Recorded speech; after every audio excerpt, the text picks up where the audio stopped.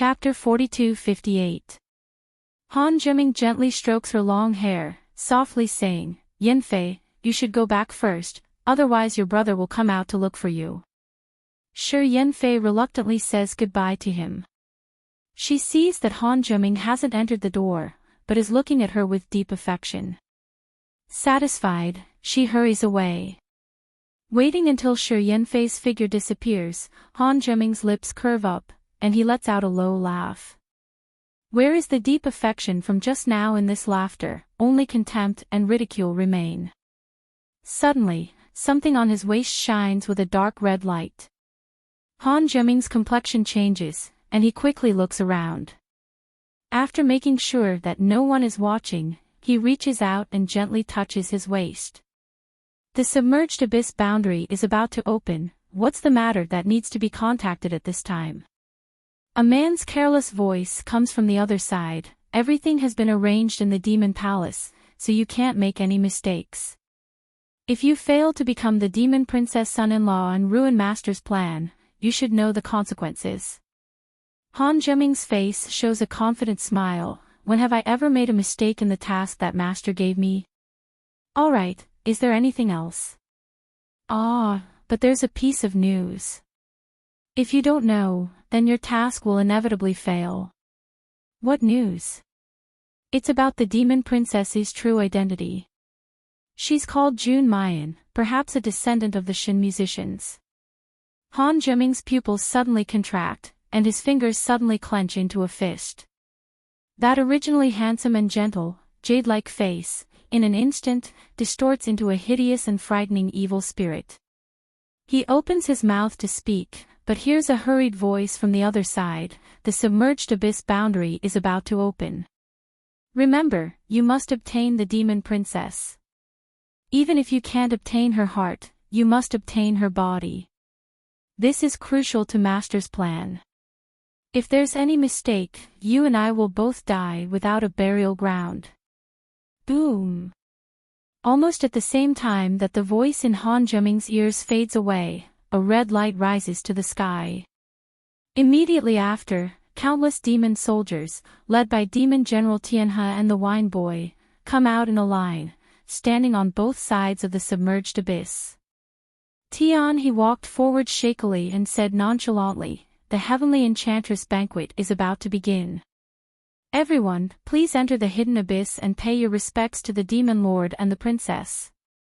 His tone was frivolous, but his voice was heard by every spirit cultivator within a radius of several hundred miles. The method to enter the hidden abyss is very simple. You only need to inject your divine sense into the jade slip and everyone within a 3-meter radius will be teleported to the heavenly enchantment banquet. Everyone, please. Han Zhiming did not dare to delay any longer and hurriedly entered the palace. As more and more sects and clans activated their invitations to enter the hidden abyss, the number of buildings in the surroundings decreased. Until there was no one left. He looked at the empty hidden abyss and his face darkened. Damned polar domain, damned Di Mingju, they received the invitation but didn't come to the heavenly enchantment banquet. What the hell is the meaning of this? You want to marry our princess with this attitude? Dream on. The Wine Boy did not speak, but after using his divine sense to detect that there was indeed no one from the polar domain around, he could not help but frown. Let's go back and report to the Demon Lord. If the polar domain's sovereign lord truly received the invitation and didn't come, it would be the same as ruthlessly slapping the demon race in the face. This enmity wasn't something that could be easily resolved. Chapter 42-59. Zhongli greets Your Highness. Today's Zhongli was wearing a solemn dark red priest robe. He bowed towards Mu Yan. Your Highness, please allow me to perform the soul-cleansing baptism for you. Mu Yan raised her eyebrows. Xue Jie explained, this is a tradition of the demon clan. Before any important ceremony, the master of the demon palace has to perform the soul-cleansing baptism. Since you and the Demon Venerable are the only masters in the Demon Palace, and the enchantment banquet is a sacred ceremony of the Demon Clan, Lord Zhongli will perform the soul-cleansing baptism for you and the Demon Venerable before the enchantment banquet. Zhongli also smiled. Your Highness, please rest assured. The soul-cleansing baptism is for the divine soul. It is good for both demon cultivators and spirit cultivators. Xue Jie also nodded. Not to mention the demon venerables who had received the soul-cleansing baptism, even the trusted subordinates of the demon venerables who had been protecting them would feel refreshed, and even their cultivation would be improved if they touched a little bit of the demonic fire of the soul-cleansing baptism. The demon venerable didn't like to hold big ceremonies, so there were very few opportunities for the soul-cleansing baptism. Occasionally, there were a few, but they were taken away by Tianhe, Wine Boy, and other animals who didn't know how to be gentle to the fairer sex. This time, Xue Jie followed Mu Yan shamelessly because she wanted to get some of the demon fire of the soul-cleansing baptism. She hoped that she could make a breakthrough in her cultivation. Fortunately, Devil Blade had a conscience and didn't fight with her. After listening to Zhongli and Xue Jie's explanation, Mu Yan slightly frowned. But she couldn't find any reason to refuse, so she could only accept. The soul-cleansing baptism was supposed to be performed in the priest hall. But the demon venerable changed the location to Mu Yan's bedroom with the excuse that the princess was stimulated in the priest hall a few days ago. The low chanting was like the sound of Sanskrit from the sky, coming from far to near, echoing in the room. The dark green flame burned around Zhongli and jumped. Then, it slowly flew to Mu Yan and surrounded her. The demon aura was so dense that it could almost turn into a solid substance. It surrounded Zhongli, making the magic nucleus in her body spin quickly. Mu Yan felt a stream of energy entering her meridians and flesh, washing away the impurities that blocked the demon aura. The strange thing was that the devil chi was completely opposite to the energy waves of spiritual power, immortal power, and even divine power. But in Mu Yan's body, it can operate independently, not interfering with each other. As the dark green flames brushed past her body inch by inch, Mu Yan could feel her devil body crazily absorbing the energy of the flames and becoming stronger. Zhongli couldn't help but look up at her in horror, and then he lowered his eyes. His fingers, which were originally forming seals, changed their angle slightly, and the incantation he was chanting also changed by a syllable. Mu Yan is enjoying the comfortable feeling of her magic body being strengthened, when she suddenly feels her body tremble. It was as if something cold and bone-piercing had drilled into her sea of consciousness. But when she wanted to confirm what it was, she couldn't find any trace of it. Demon core, dantian, meridians, sea of knowledge, domain, sword heart, there was no problem. Mu Yan's complexion changes. Because there was no problem, that was the biggest problem. Zhongli slowly retracted his hands, and the dark green flames disappeared. A gentle smile appeared on his pale face because of the excessive consumption of demon aura. Your Highness, the soul-cleansing baptism ceremony has been completed, so I will take my leave. I hope that the princess can find a suitable husband at the Heavenly Charm Banquet. Chapter 4260. After Zhongli left, Xue Jie revealed an excited expression. Your Highness, was I wrong? The soul-cleansing baptism can strengthen the demon body and solidify the divine soul. This subordinate has only touched a little bit of it, and the bottleneck that has been stuck for a long time is about to break through. Thank you, Princess, for allowing me to stay here. Hee hee. Then I'll take my leave first. It's time, and the human spirit cultivators have probably entered. I'll help you check if there are any pretty boys worthy of your Highness keeping as your mistress. Even though Mayan is full of misgivings, she can't help but smile at this time. The members of the Devil Clan, from her father to the Devil Lord, to the Devil Generals, Devil Masters, devil guards, and devil soldiers, were all competing with one another. How much did they want her to have more women and pick more men? After Xue Jie leaves, Mu Yan immediately summons the old man, the real Zhongli. She went straight to the point and said, I feel that Wenjie must have done something to me during the soul-cleansing baptism. Although Zhongli still has the appearance of an old man, under the treatment of the Tian Mo Qin by Mu Yan, he is already much better than before. With the fading of his wrinkles, one could indeed see that he was somewhat similar to the fake Zhongli from the priest hall. Zhongli's face changed dramatically when he heard this. He quickly took out the 9 revolutions heaven defying bead, muttered something, and then asked Mu Yan to press her hand on the crystal ball. A moment later, his brows furrowed slightly. I didn't notice anything being done to the princess. Princess, how are you so sure that Wenjie attacked you? Mu Yan purses her lips and doesn't speak. That's just a kind of intuition. It's an instinct that she's left behind after going through trials and hardships from the Yanwu continent to the Shushan continent. However, she could not explain this feeling, nor could she explain why she felt that Zhongli had done something to her. Just as Mu Yan was about to speak, she heard a loud explosion in the distance. Then, the beautiful music spread across the entire demon imperial city. The heavenly enchantment banquet had finally begun. Hey, I'm asking you. Which main city are you from? Luo Yu only came back to her senses when someone patted her shoulder heavily. He discovered that the one who called out to him was a somewhat strange-looking demon. He revealed a cute and obedient smile. What was a main city? How did he know which main city he was from? Speaking of which, it was all Yi Qingfeng's fault. Of all the ways to sneak into the demon race, he just had to roll in through the crack in the desert.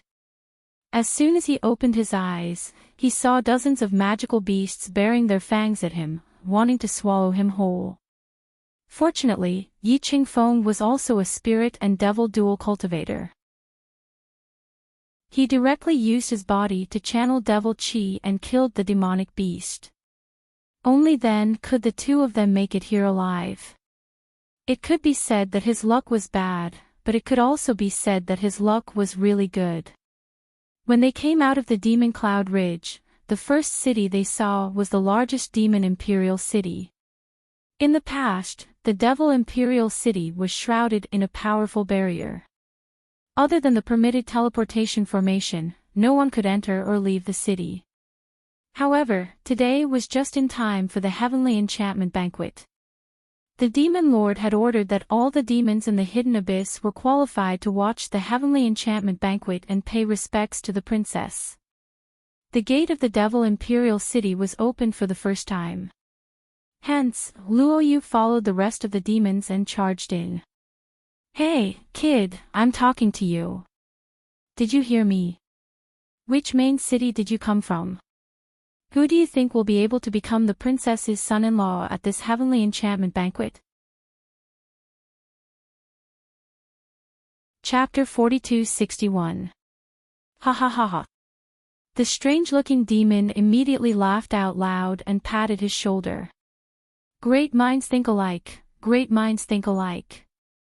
I'm also a loyal supporter of Demon King Yi. We've all sold our pots and pans, and spent all the mabe we had to rush over from a 2-star main city.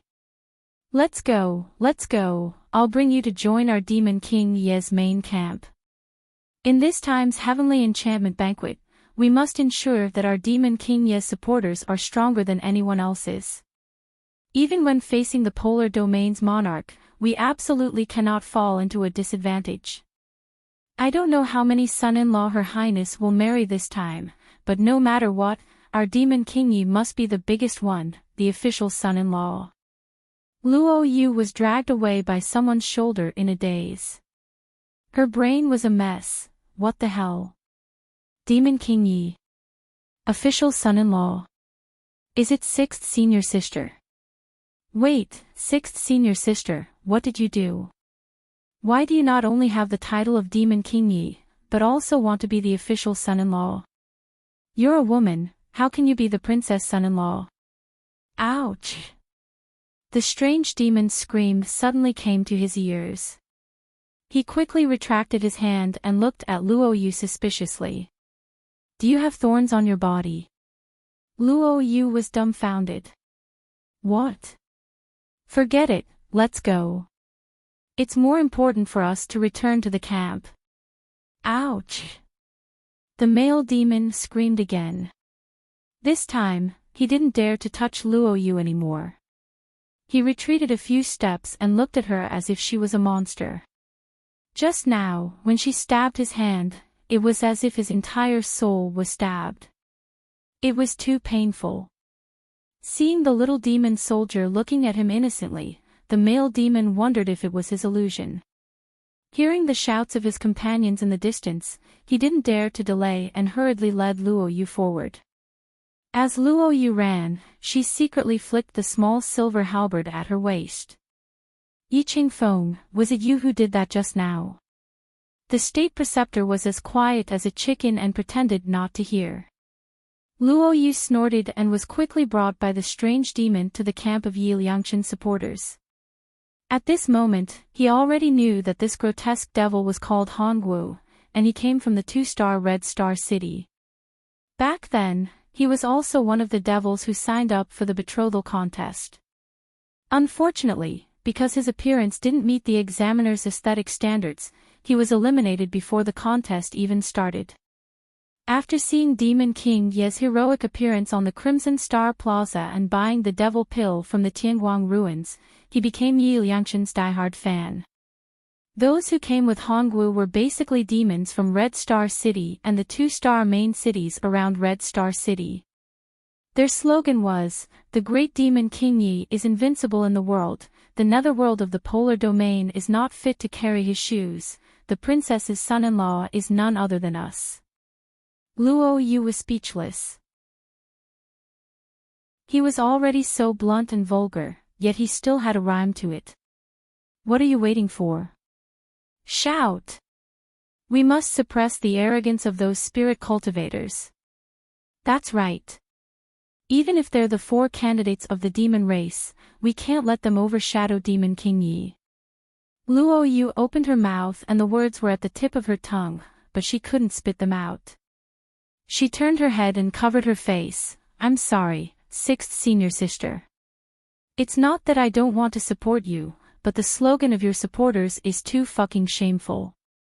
Luo Yu was originally worried that she would be forced to shout shameful slogans. But in the next moment, there was a loud bang and the dazzling red light exploded in the sky, turning into colorful flowing lights. Chapter 4262. Melodious music drifted into his ears. The originally dusky area in front of them, which was covered by a barrier, instantly brightened up. The heavenly Enchantress banquet was filled with dazzling lanterns and colorful satin. Although the honored demon lord allowed any demon from the hidden abyss to watch the heavenly Enchantress banquet, the honored demon lord was not a demon lord. However, not every demon could enter the heavenly enchantment banquet. The venue of the heavenly enchantment banquet was called the Heavenly Enchantment Palace, which was also a Sumra mustard treasure. Only during the Heavenly Enchantment Banquet would the Heavenly Enchantment Palace be placed in the center of the Demon Palace. The Heavenly Enchantment Palace could accommodate thousands of demons and spirit cultivators at the same time, and it was one of the few holy artifact spatial spaces that could be filled with rich spirit chi, immortal chi, and devil chi. The center of the Heavenly Charm Palace had been decorated with gold and jade since a few months ago. As the music played, the enchanting and beautiful succubus danced in the middle of the pool in the middle of the hall. The surroundings of the hall were separated by a barrier, which could accommodate hundreds of thousands of devils. Luo Yu was currently on the viewing platform. Every scene of the banquet below could be seen clearly, and they could hear the voices that were deliberately amplified. However, there were some whispers that he couldn't hear clearly even if he gathered his spiritual energy into his ears. As time passed, more and more people entered the venue.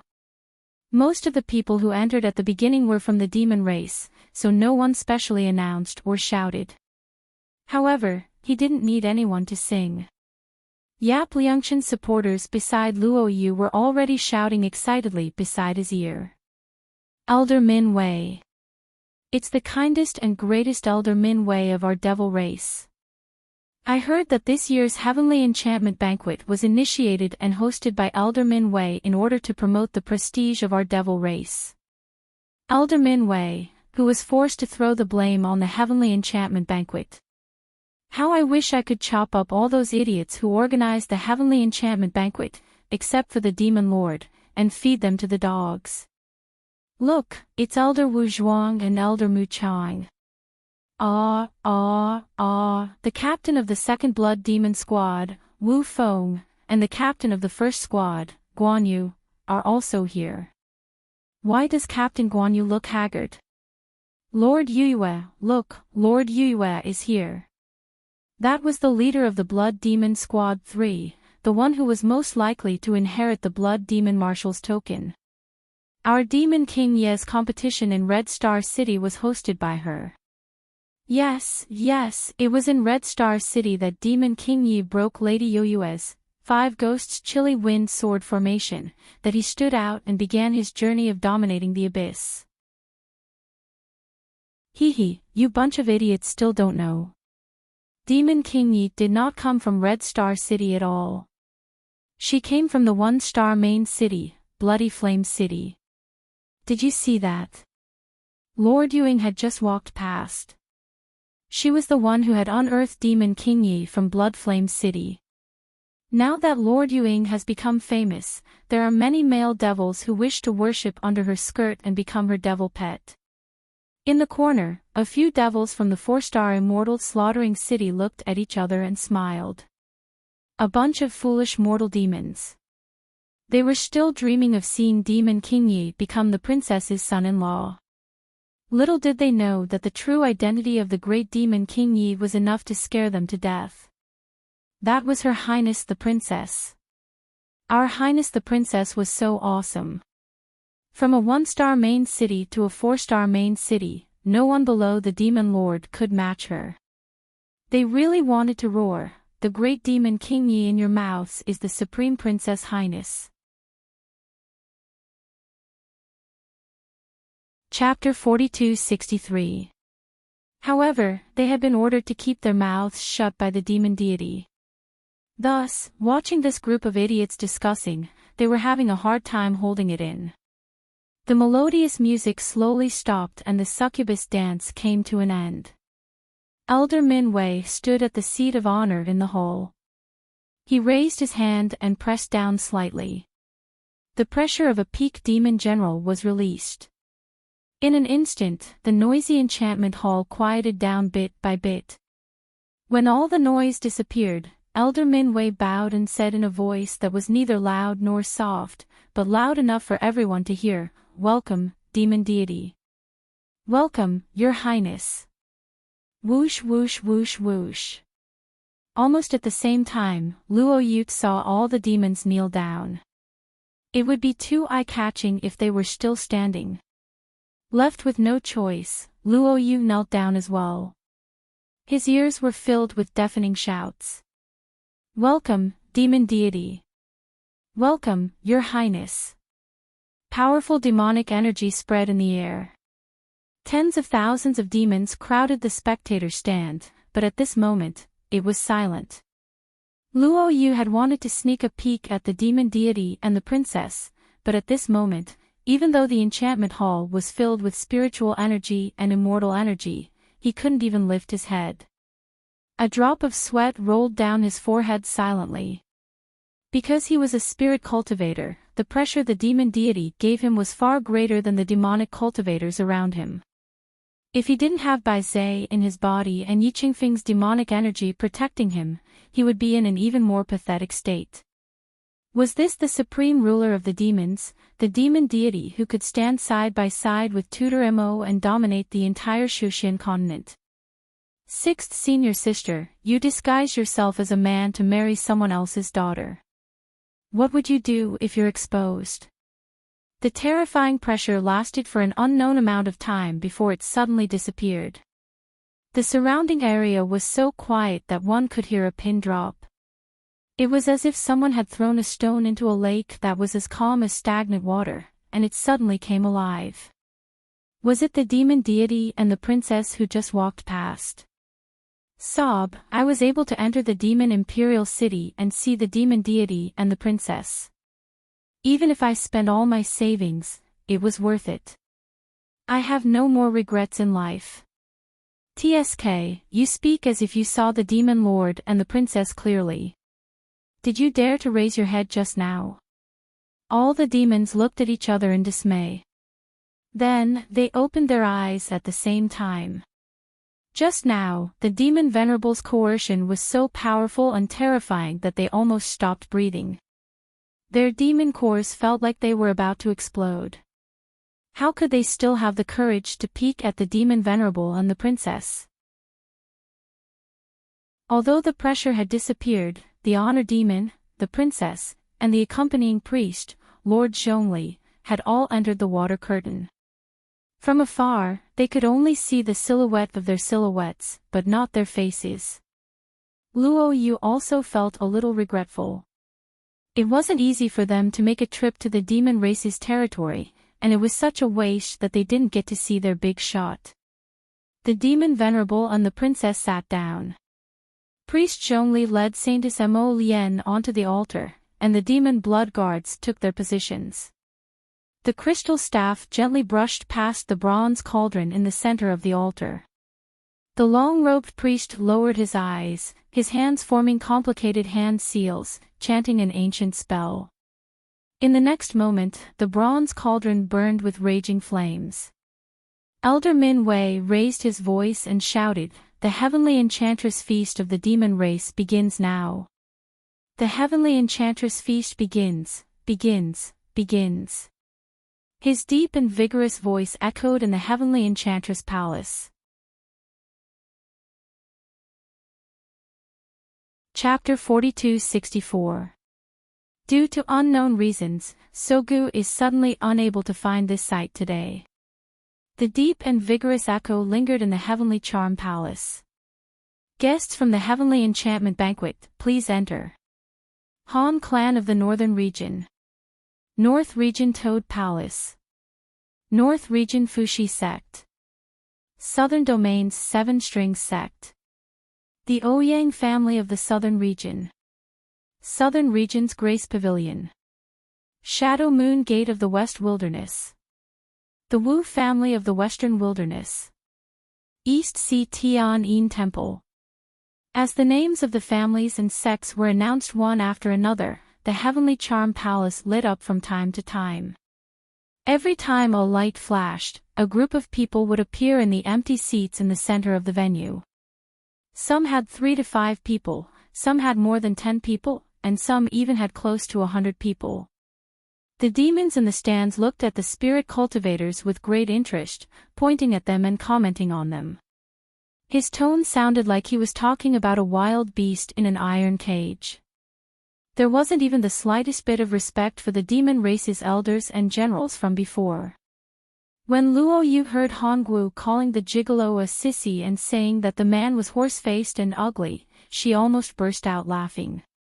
With Hongwu's strange polygonal face, he had the nerve to mock others for being ugly. But at the same time, he listened with great interest.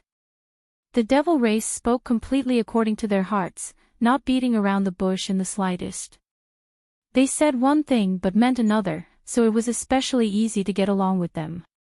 Oh, right, wasn't the Polar Domain's Sovereign Lord coming as well?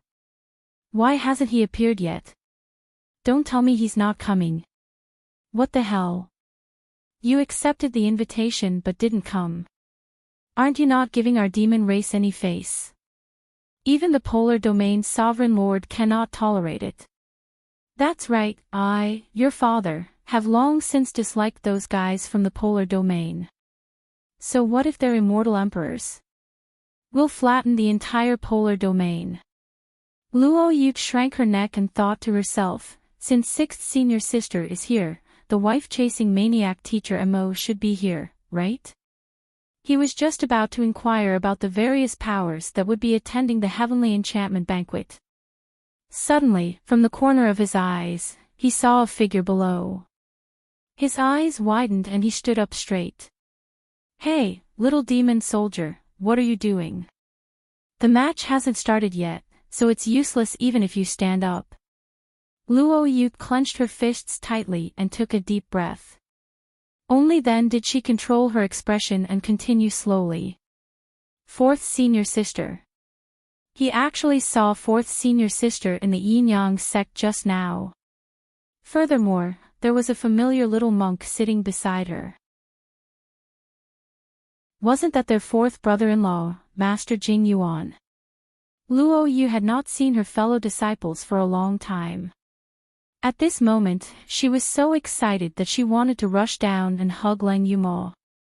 Unfortunately, the viewing platform was outside the barrier.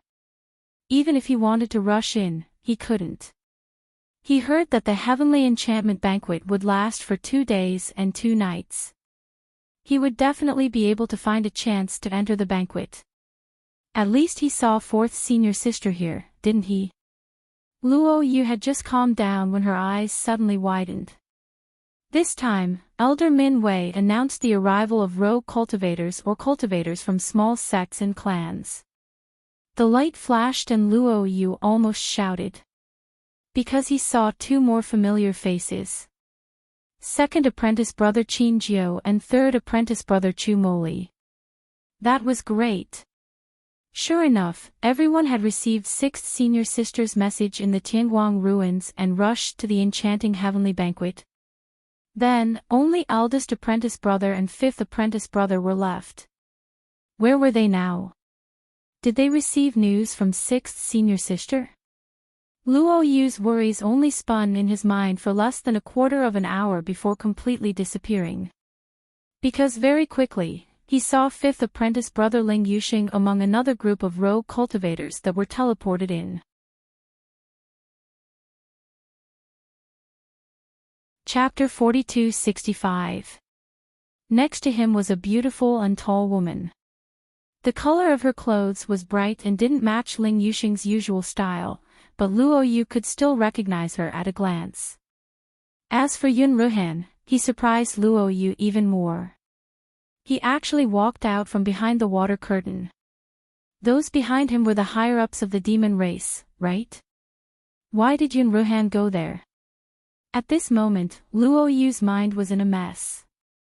The joy of reuniting was mixed with the confusion in her heart. Then, he realized something in hindsight. Wait a minute. Yun Ruhan, 2nd senior brother, 3rd senior brother, 4th senior sister and 5th senior brother were all at the banquet. 6th senior sister was the candidate for the princess's husband. So in the end, everyone from the Xiaoyao sect was at the banquet, and he was the only one watching from the spectator stand. Did he enter the demon race the wrong way? Luo Yu clenched his teeth and grabbed the small halberd at his waist. Yi Qingfeng, come out and talk about life. What kind of path did you choose for me? Noises came from the banquet hall of the Heavenly Enchantment Palace. Mu Yan had just taken off her princess attire and put on Yi Liangqin's clothes.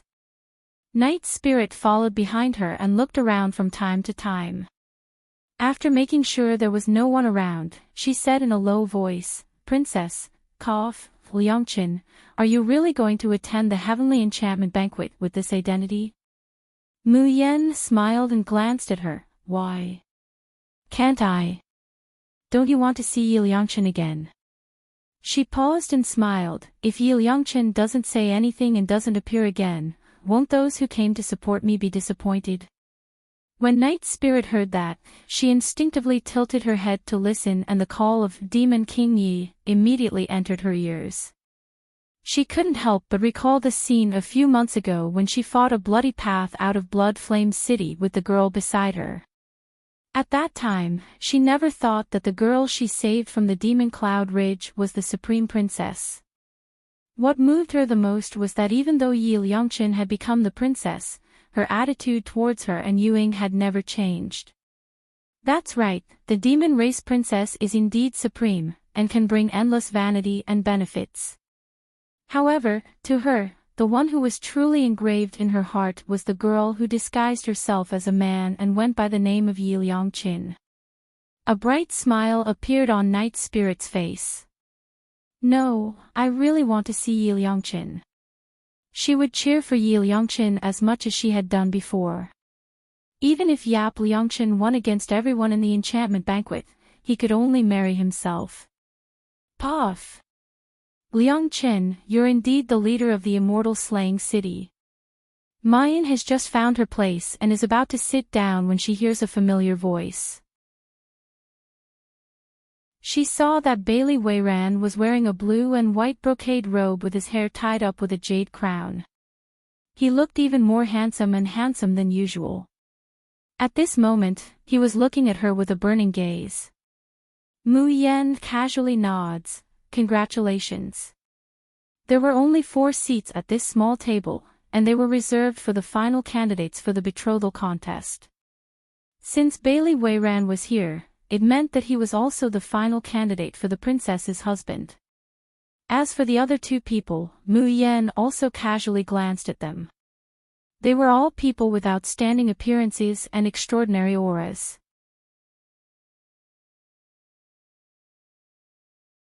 Chapter 4266. Most importantly, all 3 of them, including Bailey Weiran, had demon cores that were above the 9th rank of Demon Master. In comparison, her own cultivation was actually the weakest among them.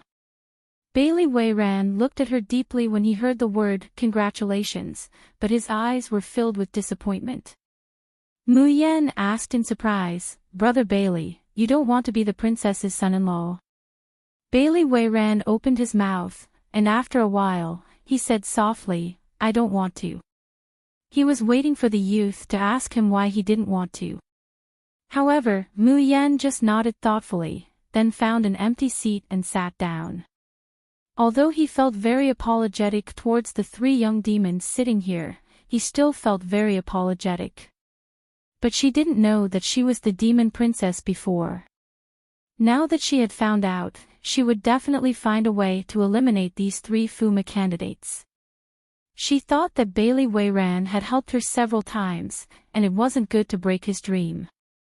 But since Bailey Weiran didn't want to marry the princess, that was great. Bailey Weiran couldn't help but smile bitterly when he saw the youth's indifference. He slowly walked to the seat next to Mu Yan and sat down. He said gently, Liangqin, where have you been these days? I searched all the inns in the Demon Imperial City, but I couldn't find any trace of you.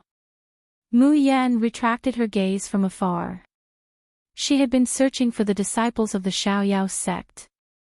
After returning to the Demon Imperial Palace, many things happened, so she didn't have time to go to Tianguang ruins. But Mu Yan believed that as long as her disciples saw the summons she left in Tianguang ruins, they would find a way to rush over.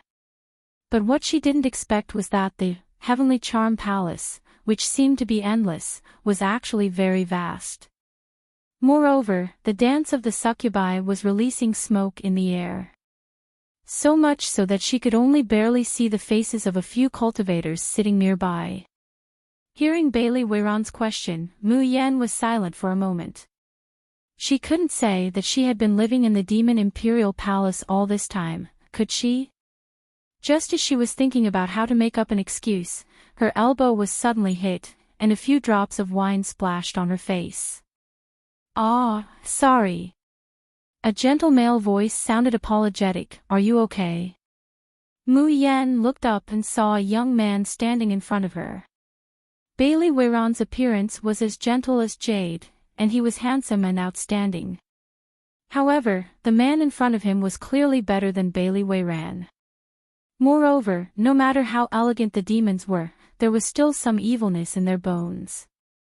However, this young man's countenance and actions were filled with elegance and gentleness from head to toe. It wouldn't be an exaggeration to say that a gentleman was like jade. However, Mu Yan was only surprised for a moment before his expression returned to normal.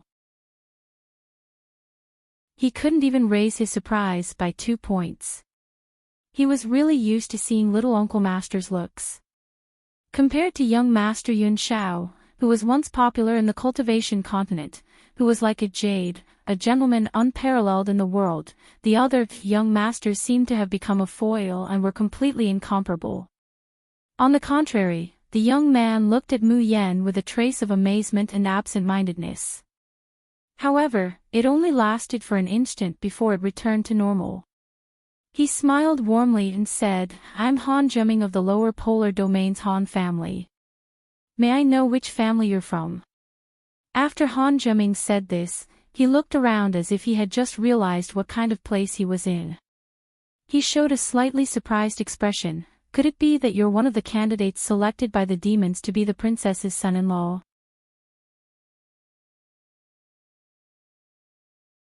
Chapter 42-67. Mu Yen raised her eyebrows and told him her name. Yi Liangqin. Han Zheming was startled and then showed a surprised expression. Yi Liangqin, the one who combined the 3 lists in Tianguang ruins. Before Mu Yen could speak, Bailey Weiran sneered and said sarcastically, "Han Zheming, the young master of the Han family and one of the 4 young masters of the Shuxian continent, would also pay attention to a mere list in Tianguang ruins?" For some reason, Bailey Weiran didn't like this spirit cultivator who suddenly came to talk to Yi Liangqin. Han Zheming didn't get angry after being rebuked. He just smiled and said, "If I'm not wrong, you should also be one of the candidates for the princess husband, the final winner of heaven-reaching city, Bailey Weiran, right? The Bailey family has always been full of life in the demon clan. Brother Bailey has been talented since young and is the leader of the new generation of the demon clan. I've heard a lot about you." Bailey Weiran snorted and didn't answer him. Mu Yen, on the other hand, looked at Han Zheming thoughtfully. Han Zheming raised the wine cup that was already 1/3 full and shook it in front of Yi Liangqin and Bailey Weiran. He said in a gentle voice, "I hope you two will be lenient in the marriage contest at Tianmei banquet." After saying that, he left with a smile. However, as soon as he turned around, the gentle smile on Han Zheming's face disappeared completely. His eyes were burning with hatred and the desire to plunder. "Liangqin, I heard that the master of the Han family and Shi Yanfei, the daughter of the Yuya Pavilion, have long been in love." Bailey Weiran wanted to say something but stopped on second thought. Mu Yan's mind was a little slow. She said, "Oh, really? But what did it have to do with her?" She just wanted to walk around the hall and see if there were any traces of her fellow disciples. However, when Mu Yan was about to get up, she heard a rough male voice not far away. "Demon Lord, we didn't come all the way to the hidden abyss to attend a banquet. I heard that the demon clan doesn't like to beat around the bush. Then I'll just say it. We came to the Heavenly Enchantment Banquet because we want to marry the demon race's princess. We want to form a marriage alliance with the demon race. We've already drunk 3 rounds of wine, but we haven't even seen the princess." The noisy Tianmei palace suddenly quieted down. Only the sound of stringed instruments lingered in his ears. Everyone's eyes were subconsciously focused on the person who spoke. The son of the 7 Strings sect, Hu Yuanbai. The 7 Strings sect was located within the sphere of influence of the Netherworld region and was a famous first-rate sect. As the son of the sect master, Hu Yuanbai naturally possessed extremely good resources since a young age, and his current cultivation had even attained the peak of the mysterious immortal realm. But just by looking at his appearance, thick eyebrows, big eyes, square face, short and fat figure, there was really nothing to write home about. Pfft! Someone couldn't help but chuckle. With this appearance, he has the nerve to ask for the demon princess hand in marriage. Someone, King, Yen, someone, families, Yen, sect, someone, Yen, shoot, be careful with your words. Right now, the seven-string sect's influence in the nether realm is like the sun in the sky, the master of the yen is, yen, ge. Now that the seven flux sect has crossed over to the nether realm and said that they want to marry the devil race's princess, isn't that a slap to the nether realm's face? You don't know, but I heard that the nether realm is about to collapse.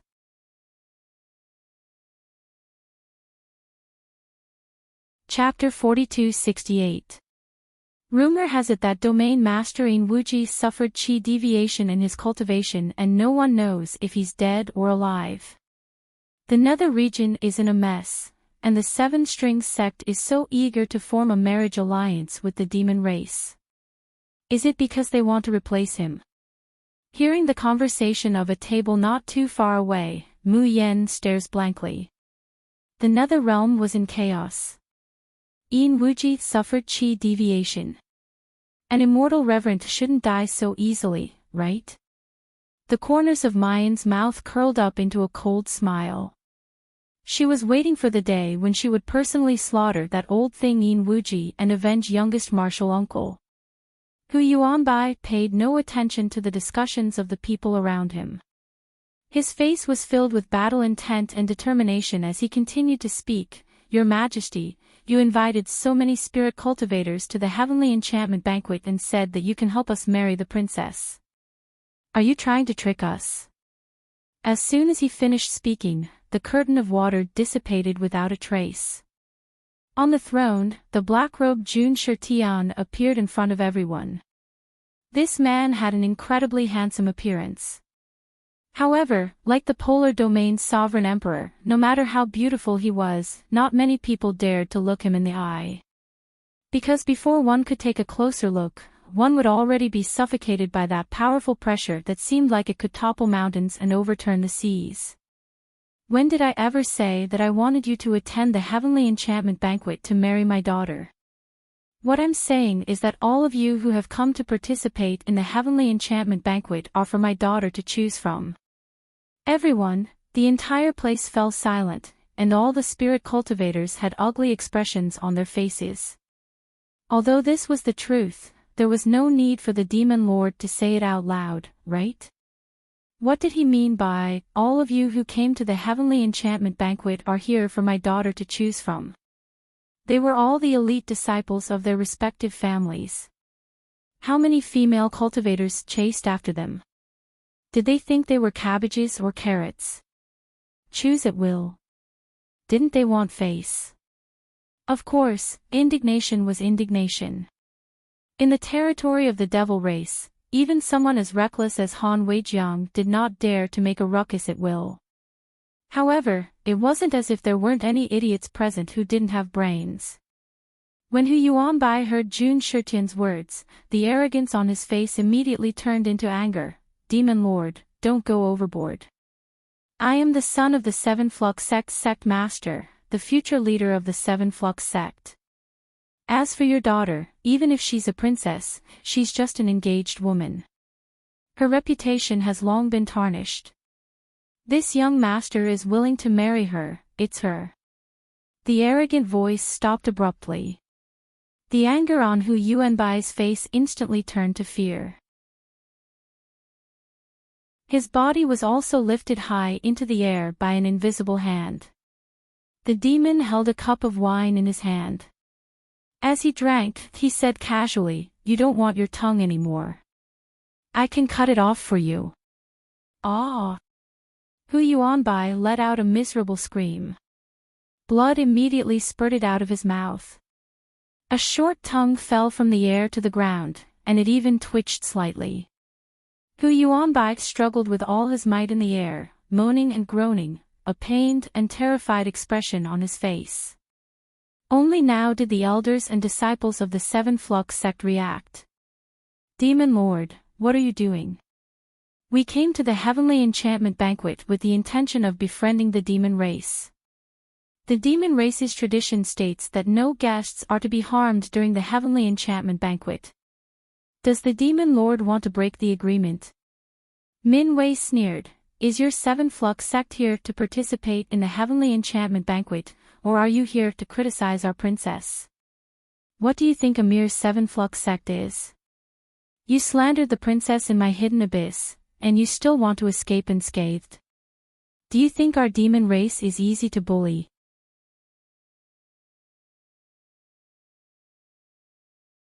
Chapter 4269. Anyone who insults the princess will be killed. Heavenly Enchantment Palace was instantly filled with earth-shattering shouts. Kill! Kill! Kill! Berserk Devil Chi surged violently, as if it would rush over and tear them to shreds in the next moment. Everyone from the 7 flux sect turned pale with fright, their legs trembling. The elder leading the group was also ashen, and he circulated his immortal chi with all his might to prevent his voice from trembling. Demon Venerable, please forgive us. It was our 7 flux sect's disciple who spoke without thinking and offended the princess. I apologize to the princess on behalf of my martial nephew. But martial nephew Yuanbai did not mean it. I hope Demon Venerable can be magnanimous and spare his life. After all, today is the Heavenly Enchantment Banquet, the princess wedding day. It is not suitable to kill. Jun Shirtian narrowed his eyes, and his gaze swept over his precious daughter who was sitting below. In the end, he was moved by the last sentence. He coldly snorted and directly threw Hu Yuanbai onto the 7 flux sect's table. The delicacies on the table splashed all over his body, mixing with his blood and sweat. When he got up again, he no longer had his previous high-spirited appearance, and looked like a beggar in a sorry state. Elder Min Wei slowly said, "In the future, don't send this kind of trash to our princess's door, lest it dirties her eyes." The 7 flux sect's people were all filled with anger, but they did not dare to say anything. They could only silently help their young sect master to settle the matter. But someone in the crowd calmly said, "Your Majesty Demon Venerable," although young sect master whose words were unpleasant to hear, they more or less spoke our hearts. I have no intention of offending the princess. On the contrary, I have admired her for a long time. I came to participate in the Heavenly Enchantment Banquet in hopes of being chosen by the princess and become one of her son-in-law. But now, the competition has not started, and the princess is nowhere to be seen. I have no place to put my feelings.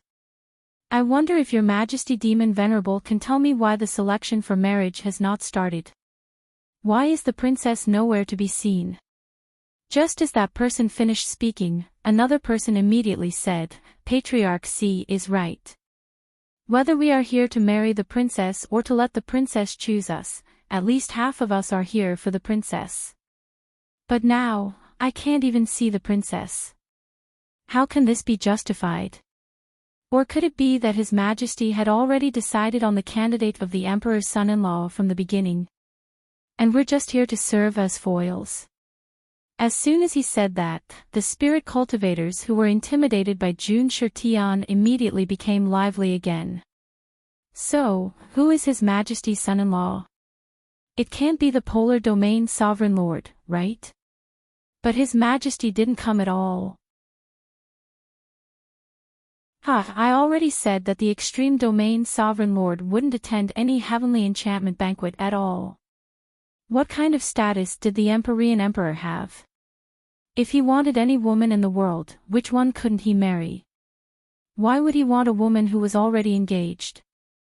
Even if this woman is a demon princess. Back then, I really believed that the Emperor accepted the demon race's invitation to marry the demon race's princess. It turns out that all of this was just the demon race's imagination. Thinking about it, the Polar Domain Sovereign Lord is now publicly recognized as the #1 person in the Shushan continent, the only immortal emperor in the world. No matter how powerful the Demon Venerable is, could it be that he can compare to the Emperor? The Polar Domain doesn't even need a marriage alliance to be able to dominate the Shushan continent. Why would he rush to marry a filthy demon princess?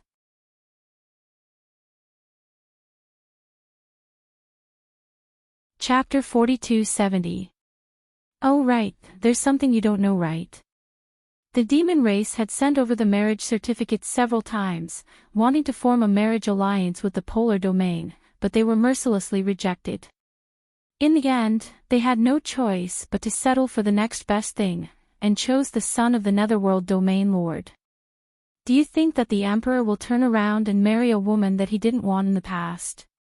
The whispers of the spirit cultivators were not loud, but it still reached everyone's ears. Jun Shirtian's complexion had already turned from ice-cold to ashen. The coldness and killing intent in his eyes seemed to condense into a substance, gushing out. Regardless of whether it was the demon race in the venue or the spectator stand, all of them were filled with righteous indignation. They wished they could immediately rush over and tear those spirit cultivators who slandered their princess to shreds. The first spirit cultivator to speak, feeling the tense atmosphere, could not help but curl his lips. His face revealed a mocking expression. What is the meaning of all the devil cultivators showing such murderous expressions? Did we slander the princess? Isn't what everyone said the truth?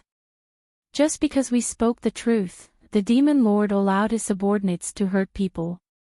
So the heavenly enchantment banquet that has been passed down for tens of thousands of years, is actually such a tyrannical way of speaking, not allowing anyone to raise a different opinion. Then why is the demon lord still choosing a son-in-law? It would be better to kill all of us and leave those yes-men, trash that only knows how to flatter. This way, the princess might be satisfied. The man slowly raised his chin and said coldly, perhaps there are such cowards in the heavenly enchantment palace, but I, Si Tiancheng, am definitely not one of them.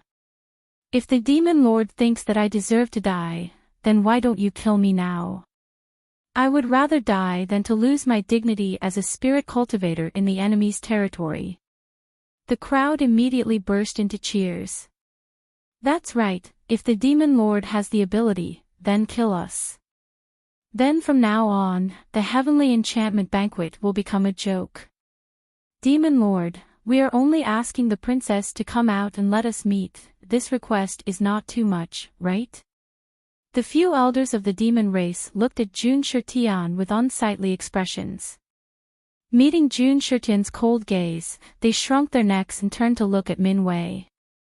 The heavenly enchantment banquet is one of the most sacred ceremonies of the demon race.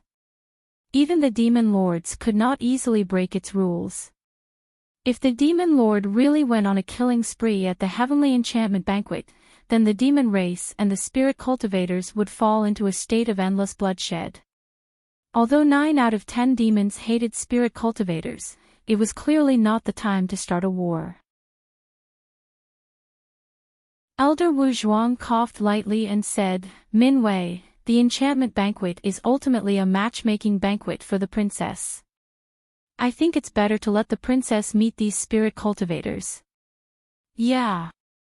Another elder said, it's fine if we couldn't find the princess before, but now that we've found her, why do we need to hide it? Even if her highness is not good-looking, would these spirit cultivators dare to look down on her? Min Wei, he also wanted the princess to come out. But the problem is that her royal highness is sitting below, and she is one of the candidates for the princess's son-in-law. Can you believe that? Min Wei massaged his temples, feeling a headache. Could it be that the demon lord still cares about the polar domain? Wu Zhuang frowned and said, but looking at the situation now, the polar domain's emperor probably won't come.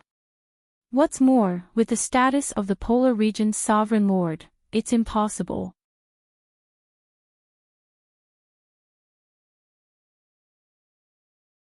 Chapter 4271. He didn't finish his sentence because if he did, it would boost the morale of others and diminish his own prestige. But the meaning behind his words was clear. Not far away, Mo Lian, who was standing behind Priest Zhongli, felt a burst of joy in her heart. Her face under the black veil revealed a carefree expression. Jun Mayan, you also have this day. So what if you're a princess that the demon lord dotes on? Wouldn't he still become the laughingstock of the world? What kind of status did the polar domain sovereign lord have? How could he really come to propose to you? Mo Lian's gaze fell on the youth below. In the demon royal palace, only a few of Jun Shitian's trusted subordinates and the priest, Zhongli, knew about the relationship between Yi Liangqin and the princess. As the only disciple of Zhongli, Mo Lian naturally knew that Yi Liangqin, the candidate for the princess son-in-law, was the demon princess. Although she can't see her face clearly from afar, Mo Lian believes that at this time, Mayan's heart must be ashamed and annoyed, wishing that she could find a hole to burrow into. When Mo Lian thought about all of this, she felt so happy that she wished for nothing more than to roar with laughter. The spirit cultivators in the venue were completely stirred up by Si Tiancheng. One after another, they shouted for Her Highness to come out. Han Zheming looked at the situation that he had single-handedly taken control of. He glanced at the youth not far away, and the corners of his mouth curled into a leisurely smile. Si Tiancheng was just the head of a third-rate family. Logically speaking, he wouldn't dare to stand out and fight against the demon lord. But just now, Han Zheming intentionally or unintentionally talked to him and hypnotized him. Thus, Si Tiancheng became his pawn, his lackey. From the looks of it, this pawn had completed his task very well. He stood on the opposite side of spirit cultivators and demonic cultivators, and from the perspective of dignity, stirred up the spirit cultivators to unite against a common enemy. The spirit cultivators had completely forgotten their fear of the demon lord. Furthermore, the Polar Domain's sovereign emperor did not attend the heavenly charm banquet, causing humiliation and psychological pressure to the demons. As a result, the devils were caught in a dilemma. What would you do in this situation, Your Highness? Seeing that the young man could no longer restrain himself and was about to stand up, Zhang Xian's eyes widened. The smile on Han Zheming's face deepened. Everything was within his expectations. But now was not the time to expose the princess's true identity. On the contrary, it was his help that made the demon deity and the princess look at him in a different light and feel grateful. Shin musician. Demon princess, Han Zheming lowered his eyes. This time, he had to get his hands on it. Why hasn't Her Royal Highness come out since we've said so much? Is he too ugly to see others, or is he really delusional enough to think that the Polar region's sovereign lord will come? Stop dreaming. If the Polar Domain monarch is willing to come to this heavenly enchantment banquet, I will eat all the dishes on this table. Ha ha ha ha ha. At this moment, the devils had already reached the end of their patience. They clenched their fists so hard that they made cracking sounds. Hurry up and open the barrier, I'm going to beat those spirit cultivators to death.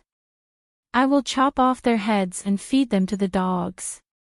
When the crowd was at its most excited, Han Zheming slowly stood up and used his immortal power to send a voice transmission. He said in a clear voice, "Everyone, please listen to me." Bang. Just as Han Zheming finished speaking, a loud noise came from the entrance of the enchantment hall. Wait a minute. Entrance. The heavenly charm palace was a Sumera mustard seed space. How could there be an entrance? The same thought flashed through many people's minds.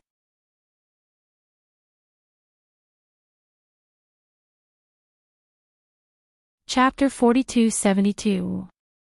Due to unknown reasons, Sogu is suddenly unable to search this site today. Everyone, whether it's spirit cultivators or demons, their gazes converge on the door at the same time. Soon after, all of them suddenly widen their eyes, revealing a look of disbelief. Who is that? Could it be that their eyes are playing tricks on them? Di Jun. Polar Domain's Di Jun, how could he appear here? The whole place falls into a deathly silence. They just stare blankly as a group of people walk into the heavenly charm palace as if there's no one else around. They walk past the succubi in the center who have even forgotten to dance, and come to the place where the water curtain barrier appeared just now. Elder Min Wei, Our Jun Shang is late by 4 hours, you don't need to be so ruthless, right?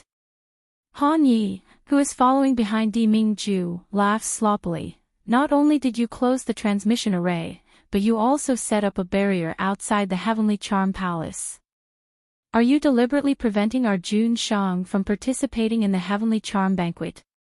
Elder Min Wei stares blankly, subconsciously looking at his demon lord.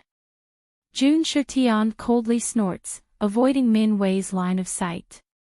Elder Min Wei's mouth twitches, coughing lightly, he bows and says, "Greetings, Di Jun." Since Elder Min Wei has already expressed his stance, Tian He and the others behind him, as well as the demon elders, even if they are unwilling, they still have to show their attitude. "Greetings, Di Jun." Han Yi and the others behind Di Mingju also slightly bow, bowing to Jun Shitian. "Greetings, Demon Lord." Whoosh! The salute from both sides is like a boulder that has been thrown up high, finally falling down and smashing into the calm lake. Time sets off stormy waves.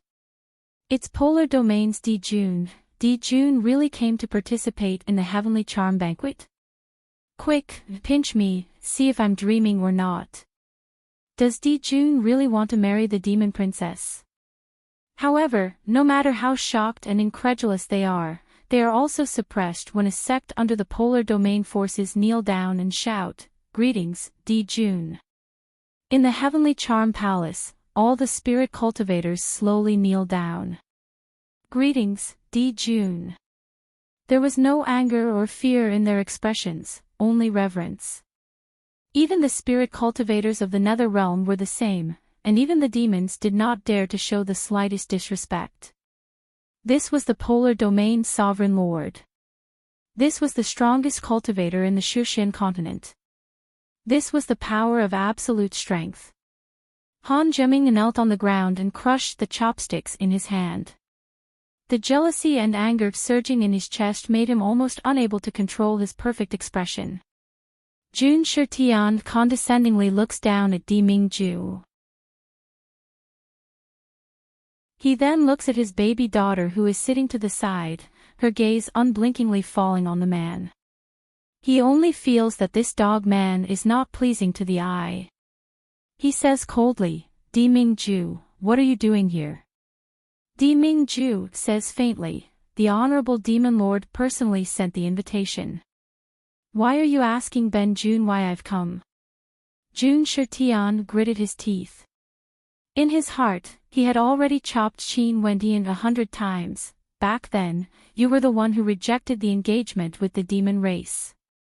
Now that you are here at the Heavenly Enchantment Banquet, what makes you think that you can marry my daughter? In fact, everyone from the Polar Domain was also curious about this question. They didn't understand at all. It was obvious that their Jun Shang liked Miss Jun. How come in the blink of an eye, after losing his memory, he wanted to marry a demon princess? The scene of Jun Shang mercilessly rejecting the marriage proposal of the demon race is still vivid in their minds.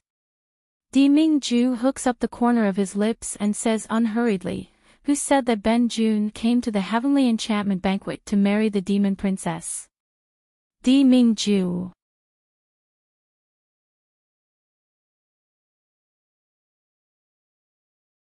Chapter 42-73.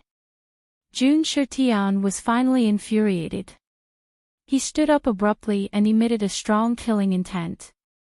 In an instant, the entire Heavenly Charm Palace seemed to be on the verge of collapse. However, Di Mingju, who has been directly attacked by the storm, seems to be unaware of it. He simply doesn't put this bit of killing intent in his eyes. His gaze swept through the hall, and in the end, his pupils constricted abruptly as it descended onto one of them. Seeing his arrogance, Elder Min Wei was infuriated. "Imperial Emperor, if you don't want to marry the princess, then why are you here at the Heavenly Enchantment Banquet?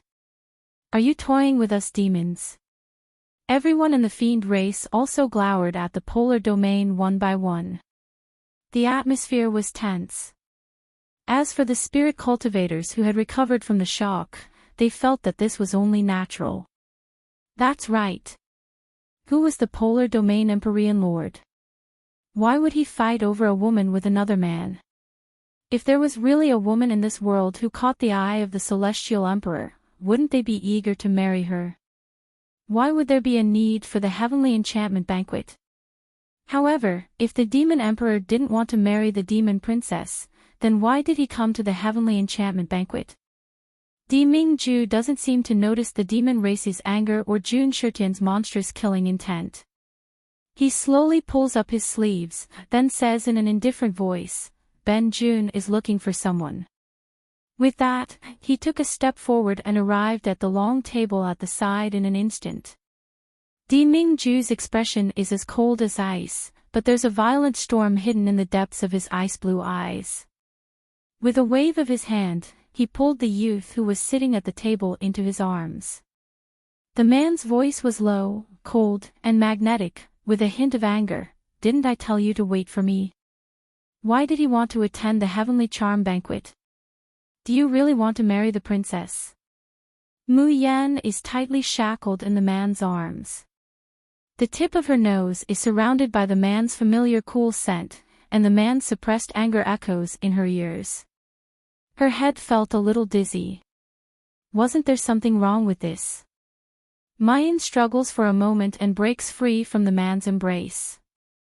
She looks up at him and asks in a voice that only the two of them can hear, Di Mingju, do you know who I am? But Di Mingju takes this sentence to mean something else. Was this a reminder that this young man was a candidate for the demon princess's son-in-law? The suppressed storm in the depths of Di Mingju's eyes is almost set ablaze. I don't need you to remind me. I know that you want to marry the demon princess. Well, that depends on whether or not you'll be able to marry her with me around. Mu Yan, wait a minute, was the way she met Di Mingju wrong? Why is it that after the reunion, she doesn't understand a single word that Di Mingju says? Mu Yan's silence is taken as a tacit agreement by Di Mingju. The flames of jealousy and anger in his heart surged together. He suddenly reached out and pulled the youth to sit down. The chairs prepared by the demons were very large, and it was very spacious and comfortable for one person to sit on. However, when it was replaced by two people, it became especially crowded and ambiguous. Mu Yan struggled to change her position, but her waist was tightly gripped by the man's strong palm.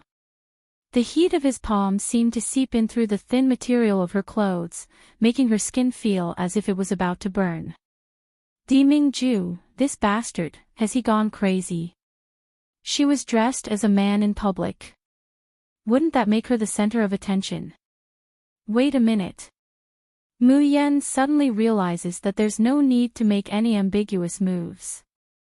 The moment Di Mingju walked over to her, the eyes of the entire Heavenly Charm Palace have already focused on her. Whether it's the polar domain, the demons, or the spirit cultivators from all directions, everyone's expressions are more and more stupefied than the last, but their hearts are surging with monstrous waves.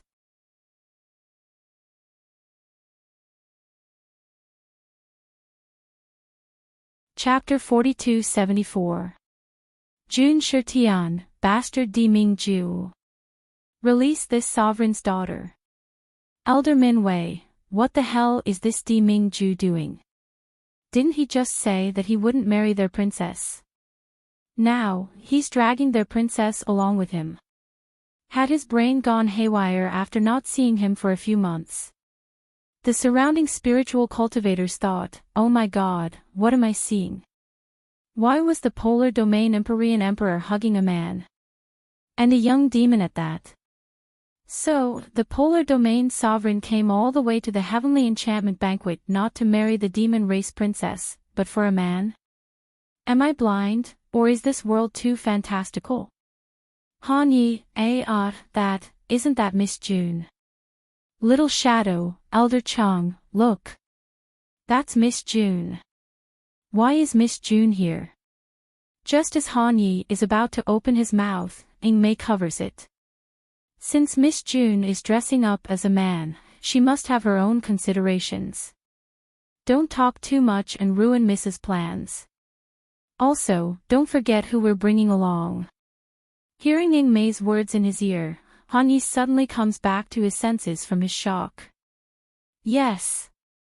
Since the female version of Miss June appeared in the demon race, she must have her reasons. If he were to reveal his identity and ruin her arrangements, then he would not be able to absolve himself of the blame even if he were to die 10,000 times. Furthermore, Ing Mei glanced behind him. Sure enough, he saw the veiled June Mayan staring straight ahead, unable to conceal the killing intent in her eyes. What's more, it wasn't only them, Jun Shang's trusted aides, who came along this time. There was also Commander Tong and the imposter. What if they find out about Miss June's identity and harm her? Han Yi takes a deep breath, and there's a burst of lingering fear in his heart. Fortunately, he has little Shadow's reminder, so he didn't commit a big mistake. However, didn't their family's Jun Shang lose his memory? How did he set his eyes on Miss June?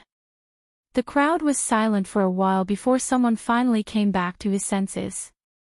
The atmosphere in the hall was still tense, but there were already people whispering to each other, trying to figure out the identity of that youth. To think that the Extreme Domain's sovereign emperor would treat him differently.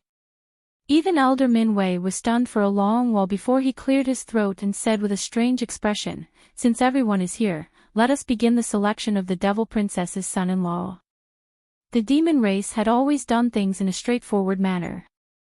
Therefore, the method of the groom selection was very simple. That was to draw lots, form groups of 10, and fight in a free-for-all. The final winner would advance to the next round. Anyone whose looks meet the requirements and who is unmarried can participate. In the competition, you can't fight to the death, but you don't have to worry about injuries. Think about it and participate. There are only 4 of us who are participating in the marriage selection: Bailey Weiran, Yi Liangqin, Tao Wu, and Du Guan. They will also participate in the drawing of lots with you and be randomly assigned. Stroking his beard, Elder Min Wei glanced at all the spirit cultivators present and said with a smile, "Didn't all of you want to see the princess? However, our demon race's princess is not someone you can casually see.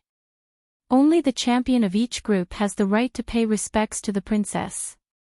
Do you still have any objections?" The spirit cultivators looked at the people from the polar domain. Seeing that they didn't say anything, they naturally didn't dare to object. Liang Qin, you know the god monarch. Bailey Weiran looked at the 2 people huddled together, the light in his eyes dimming little by little. Di Mingju gave him a cold look. This man was an eyesore in Tingguang ruins, and even more so here.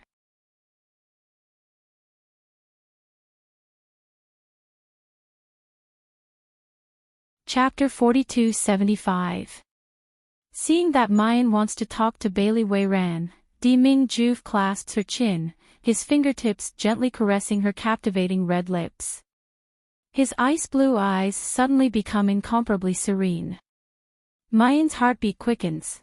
"What are you doing?" "There's something stained here. Ben Jun will wipe it off for you." "Mayan." "Di Mingju, who are you trying to fool?" "I haven't eaten anything since just now. How could there be something stained?" But she knows that this guy's pettiness has flared up, so she doesn't expose him.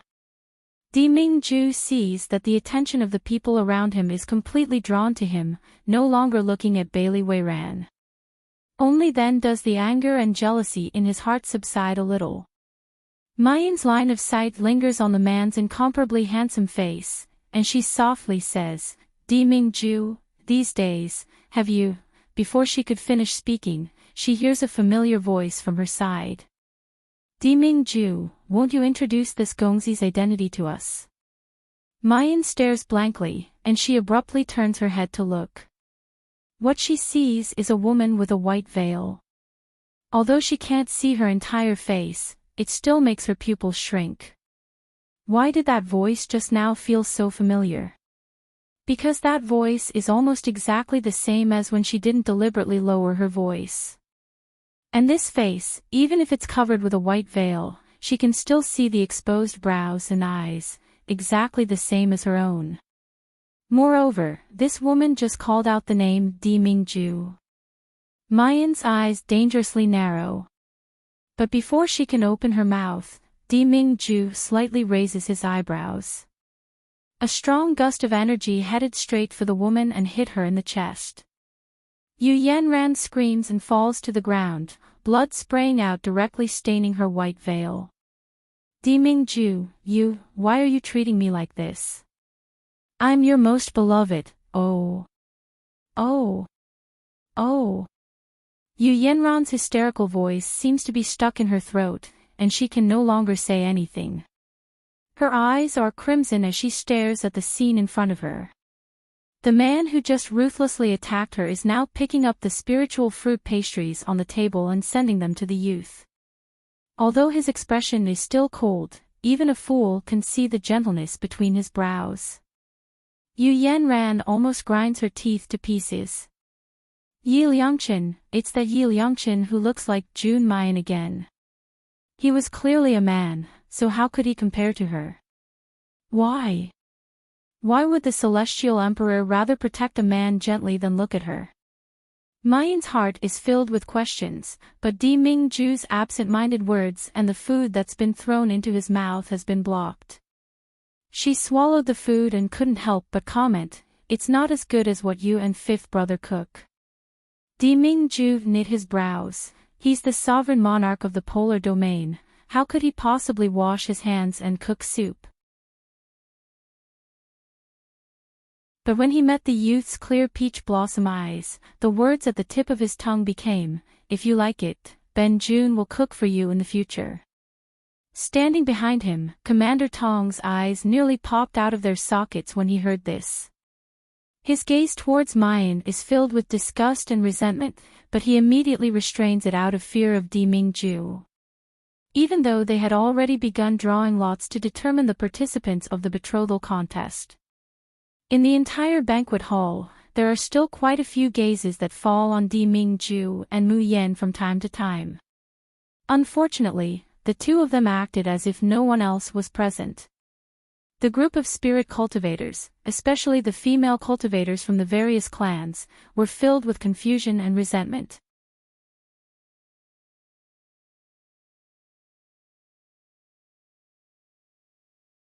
Chapter 4276. Due to unknown reasons, Sogu is suddenly unable to find this site today. These female cultivators believed that they were definitely more attractive than the fickle demon princess. From the beginning to the end, he had dreamed of catching the eye of a sovereign emperor and soaring to the sky. At first, he thought that the god monarch would not come, and he was disappointed for a while. The celestial emperor had finally arrived, but the celestial emperor only had eyes for a youth. At this time, Mo Lien, who was holding the crystal ball, walked over to Mu Yan and the others. Compared to her usual voice, it was a little less cold and had a little more sweet-sounding and hoarse tenderness. Please inject your divine sense into the demon core crystal in order to draw the order of the participants. Mu Yan looked up and saw that Mo Lien's words were directed at them. But from time to time, a pair of beautiful eyes flits past Di Mingju. Even though she tries her best to conceal the affection in the depths of her eyes, she can't hide it no matter what. Mu Yan purses her lips, and can't help but give the man next to her a sidelong glance. This guy was as good as always at attracting rotten peach blossoms. But Di Mingju is completely oblivious to the ridicule in her heart. He sees the youngster reaching out to touch the crystal bowl. His brows furrowed and he abruptly reached out to grab her hand. His voice was filled with exasperation as he asked, "You must marry the demon princess." At this moment, Mu Yan is already 100% sure that Di Mingju really has a problem. He didn't seem to recognize her anymore. Mayan's line of sight turns towards Han Yi and Ning Mei, who are not too far away. She sees Han Yi desperately winking at her, and from time to time turns his line of sight towards Di Mingju. Ing Mei, on the other hand, looked at her with a worried expression. Mu Yan is deep in thought. She turned her palm over and gently scratched the man's palm with her fingertips. All of Di Mingju's nerves suddenly go taut, a blush creeping up to his ears at a speed visible to the naked eye. His ice-blue eyes seemed to deepen as he stared at the youth in front of him. Did he know what he was doing? As Di Mingju stares blankly, Mu Yan quickly pulls out her hand and presses it on the crystal ball. After injecting his divine sense, the registration was completed immediately.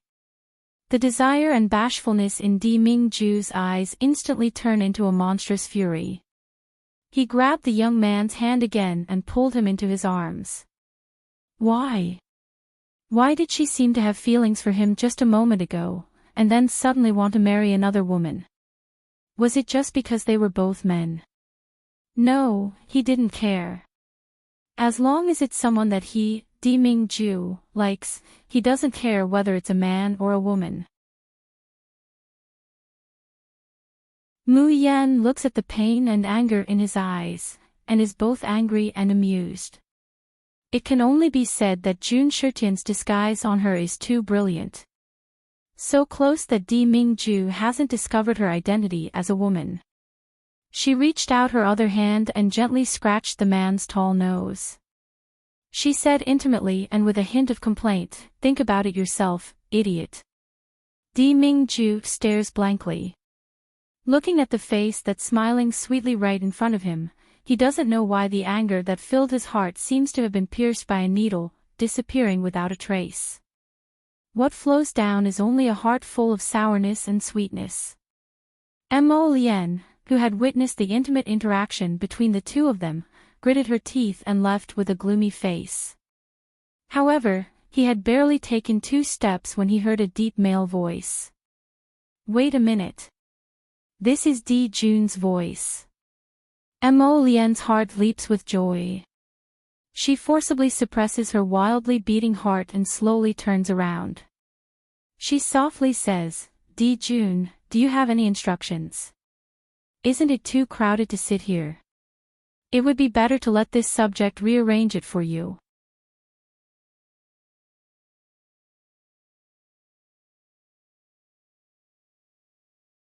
Chapter 4277. Di Mingju doesn't pay attention to her. He raises his hand and sends a wisp of his divine sense into the crystal ball, then waves, "Okay, you can go." Mo Lien freezes. Elder Min Wei's eyebrows jump as he sees this scene. "Di Jun, what do you mean by this?" Di Mingju doesn't let go of the youngster's hand, his fingertips slowly caressing the smooth skin as he says, "Sign up." "Sign up? Sign up for what?" "Naturally, it's to participate in the princess's groom selection." Elder Min Wei coughs. "You just said that you didn't come to marry Her Highness." Di Mingju doesn't even raise his eyebrows. "Ben Jun changed his mind, can't I?" Jun Shitian suddenly stands up from the main seat.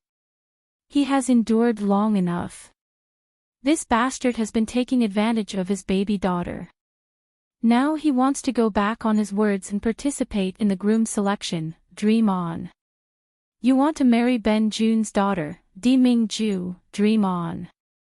Get out of the heavenly charm palace. Di Mingju suddenly stands up and protects the youngster behind him. He blocks Jun Shitian's blow with a palm. Devil energy and immortal power crazily roll over the banquet. A great battle is about to break out. The dancing succubi were so scared that they kept quiet out of fear. They hugged each other and didn't dare to move. "Demon Lord, calm down, calm down. It's the Heavenly Charm Banquet, Her Highness Groom Selection." Min Wei and several demon elders pulled Jun Shitian back, repeatedly dissuading him. On the polar domain side, Han Yi and Ning Mei also quickly pulled Di Mingju away. "Jun Shang, this is the demon's territory, Miss Jun, cough, the person you care about is still next to you, what if you accidentally hurt him?" Elder Min Wei looks at Mu Yen for help. He can see it now. The Polar Domain's emperor is indeed pleased with their princess. But he doesn't seem to recognize their princess identity. On the contrary, he takes the princess identity of Yi Liangqin as a man seriously. Cough, cough, what is going on?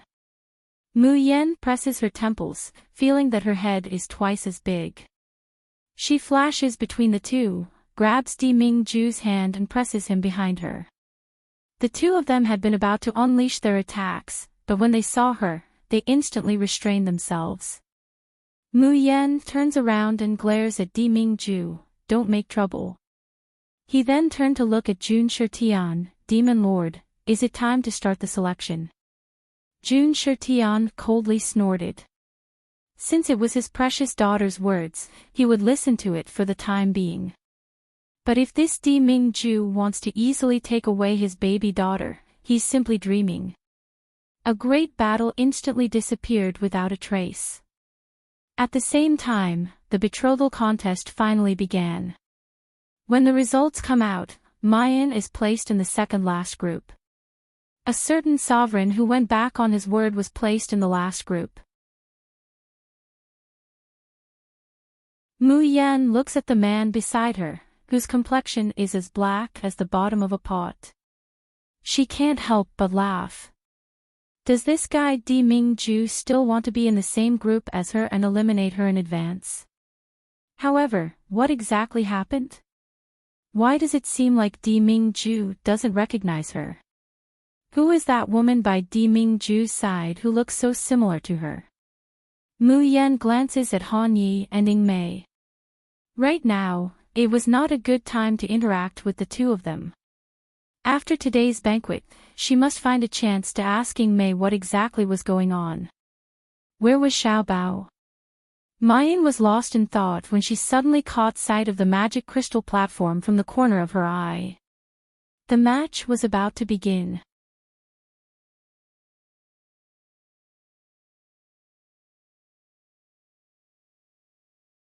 Chapter 4278. Startled, she stands up abruptly. Among the 10 people on the magic crystal platform, there's a young man with delicate features who looks very familiar. Fifth brother. Isn't that fifth brother Lin Yuxing? Mayan's position is very far from the magic crystal platform, but Lin Yuxing seems to have heard her voice. He turns around and gives her a warm smile. It's really fifth brother. Mayan is wild with joy. Fifth brother really saw the message she left in Tianguang ruins, so he came over. If fifth brother is here, then what about the other disciples? Are they here too? However, why is fifth senior brother also participating in the betrothal contest? Fifth brother likes men, and he already has Ouyang Qing, so he naturally won't want to marry a princess. So there's only one reason why he came on stage. That is, he's worried that she will be hurt in the competition, so he took a spot in advance to help her. Mayan feels a burst of warmth in her heart. But Mayan doesn't know that Lin Yuxing's appearance is just the beginning of the reunion of the Xiaoyao school. The contest soon begins. After a few months, Lin Yuxing's cultivation has reached the 3rd level of Abstruse Immortal. If it's just the speed of improvement, it's simply stunning. But in terms of cultivation, Lin Yuxing is almost the weakest in this group. But Mayan isn't worried at all. Because she clearly knows how strong her fellow disciples of the Xiaoyao school are. They can defeat their opponents even if they are at a higher level. What's more, their cultivation has also reached the Abstruse Immortal. Sure enough, as soon as Elder Min Wei announces the start of the contest, Lin Yuxing's figure is already nowhere to be seen. The other 9 cultivators on the platform are engaged in a fierce battle. But no one notices that Lin Yuxing has disappeared. Mayan's eyes are bright and sparkling as she stares unblinkingly at the figure that is hidden in the crowd, a figure that not many people can see. Fifth brother has become stronger again. She murmurs softly.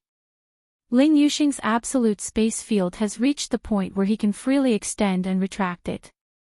His speed is far beyond that of cultivators at the same level. In fact, even a celestial king might not be a match for fifth senior brother in terms of speed. And there's no doubt about the outcome of this contest. Mayan is engrossed in watching, when suddenly her chin is caught by someone. Then, a cold voice rang in his ears, "Is this person very strong? Why are you so focused on it?" Mu Yan turns her head and meets Di Mingju's deep and serene eyes. She can't help but curve up the corners of her lips. She tugged on Mo Ju's sleeves, pulling him closer to her. She whispered in his ear, "This is your disciple. How can he not be strong, Mentor Mo Ju?" Di Mingju's pupils contract, his body jerking backwards. He looks at the youngster who's so close at hand, his expression is bewildered and at a loss. "How do you know my surname is Mo?" Di Mingju's real name was Mo Ju and his courtesy name was Yan Yu. After officially inheriting the position of Polar Domain's emperor, he was crowned with the surname Di, changing his name to Di Mingju. This was a tradition of the Polar Domain. However, Mo Ju's name was rarely mentioned nowadays. In fact, not many people knew of her. How did this young man know? Mu Yan loosens her grip on his lapel and no longer pays attention to him. Instead, she looks towards the magic crystal platform. As the competition came to an end, Ling Yuxing's figure also appeared. The moment he appeared, the outcome of the battle was decided.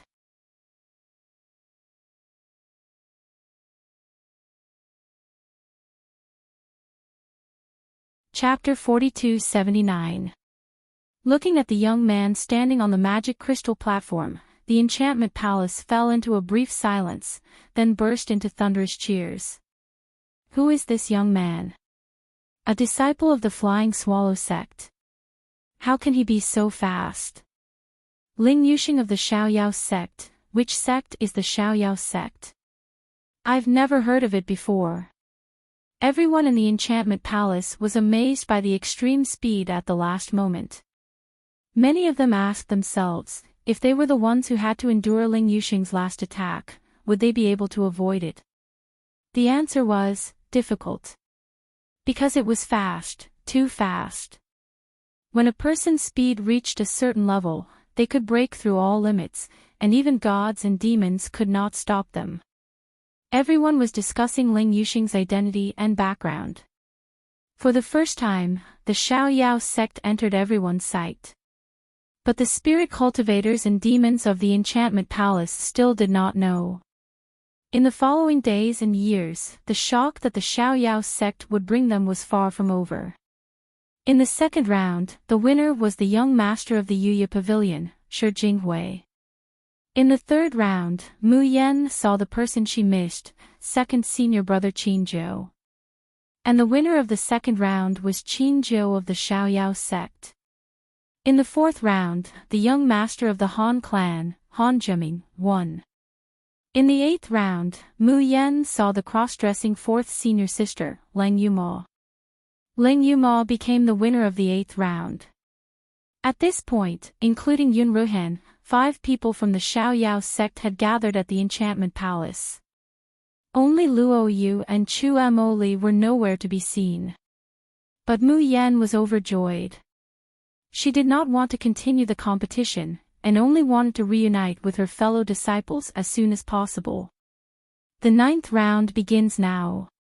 Following Elder Min Wei's shout, Mu Yan leaped onto the magic crystal platform.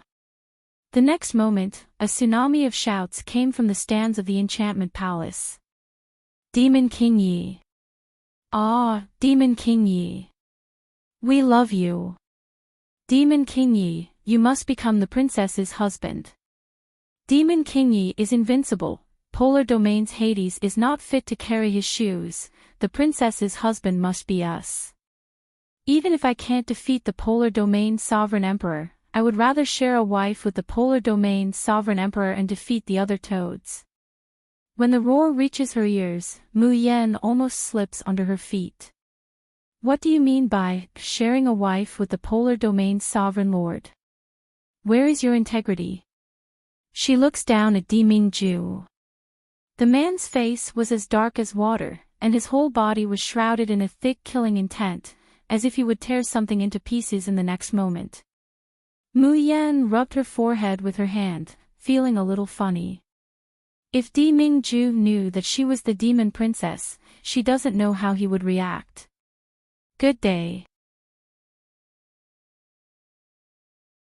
A familiar voice entered Mu Yan's ears, causing her to restrain her mind and look at the person not far away.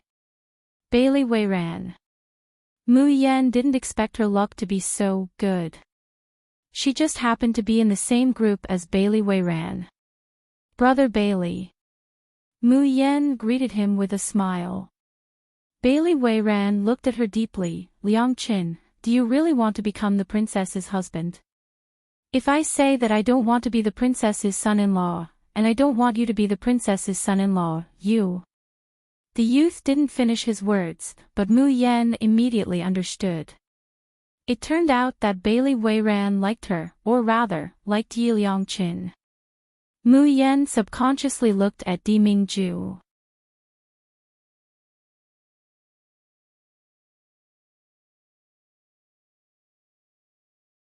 Chapter 4280. The man's face becomes blurred at this moment. Perhaps it's because the match in the magic crystal platform has already begun, and the barrier rises, preventing the surrounding sounds from interfering with the competition. It's also possible that someone is already so jealous that his face is blurred. Mu Yan is amused by her own imagination. Meeting Bailey Weiran's gaze, she hooks up her lips and smiles softly. I'm sorry, Brother Bailey, I already have a sweetheart, and only that one person I like. As for this competition, I will definitely win. If it was before the Tian Mo Qin was unsealed, Mu Yan was not sure if she could win against Bailey Weiran. But after the Tian Mo Qin was unsealed, her strength has almost doubled. Even the Tian Mo Qin can't appear in front of people now.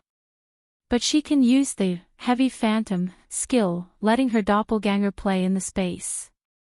Bailey Weiran, who is at the peak of Xian Immortal, is no longer her opponent. Bailey Weiran is in a trance when the glittering and translucent longsword is pressed against his throat. His gaze sweeps around the magic crystal platform. There are spirit cultivators lying on the ground, each of them unconscious, without any strength to fight back. And he himself has been suppressed from the beginning to the end, with no room to fight back. Is this Demon King Yi Liangqin? Therefore, even if he has only appeared for a few months, he has become the object of pursuit of all the demons. The entire Heavenly Charm Palace is filled with the sound of cheers and shouts.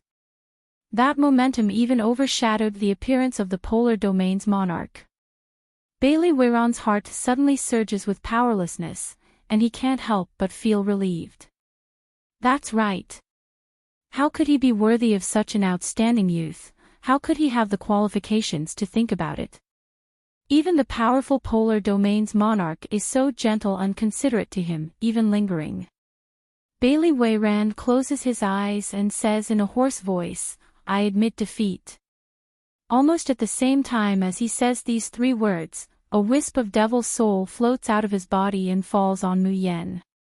Mu Yan's eyes widen in surprise. She sees Bailey Weiran push away the 7 absolute sword at his throat, slowly gets up, kneels on one knee, and bows, Demon King Yi, please allow me, Bailey Weiran, to dedicate my loyalty to you. I pledge my life to follow you without regrets for 1,000 years. Whoosh! Heavenly Charm Palace once again set off a storm. The shouts of the demons in the stands nearly overturned the space within the spatial ring. Many more devil souls floated towards the youth on the magic crystal platform. The name of the great demon King Yi filled everyone's ears, causing the spirit cultivators present to be unable to help but be moved. Who is this Yap Liangqin? Was there such a person in the devil race before? I heard that she's a fallen evil, but how can a fallen evil be so powerful? There were also people who were filled with fear and worry. It's as if I can see the rise of another demon lord. If this young man becomes the princess's son-in-law, I'm afraid the demon race will rise." Elder Min Wei's eyes were filled with gratification and pride as he looked at his princess. Her Royal Highness was so young, yet she was already so powerful. In time, he would definitely inherit the position of the Demon Lord and become the king of the demon race. He might even become the unprecedented Demon Emperor. It was great to be able to find Her Royal Highness. Elder Min Wei cleared his throat and said in a clear voice, "The winner of the 10th round is Yap Liangchen of the demon race." Mu Yen sheathed the 7 absolute sword and thought for a moment, add another 3 words in front of the demon race. Elder Min Wei was stunned. What words?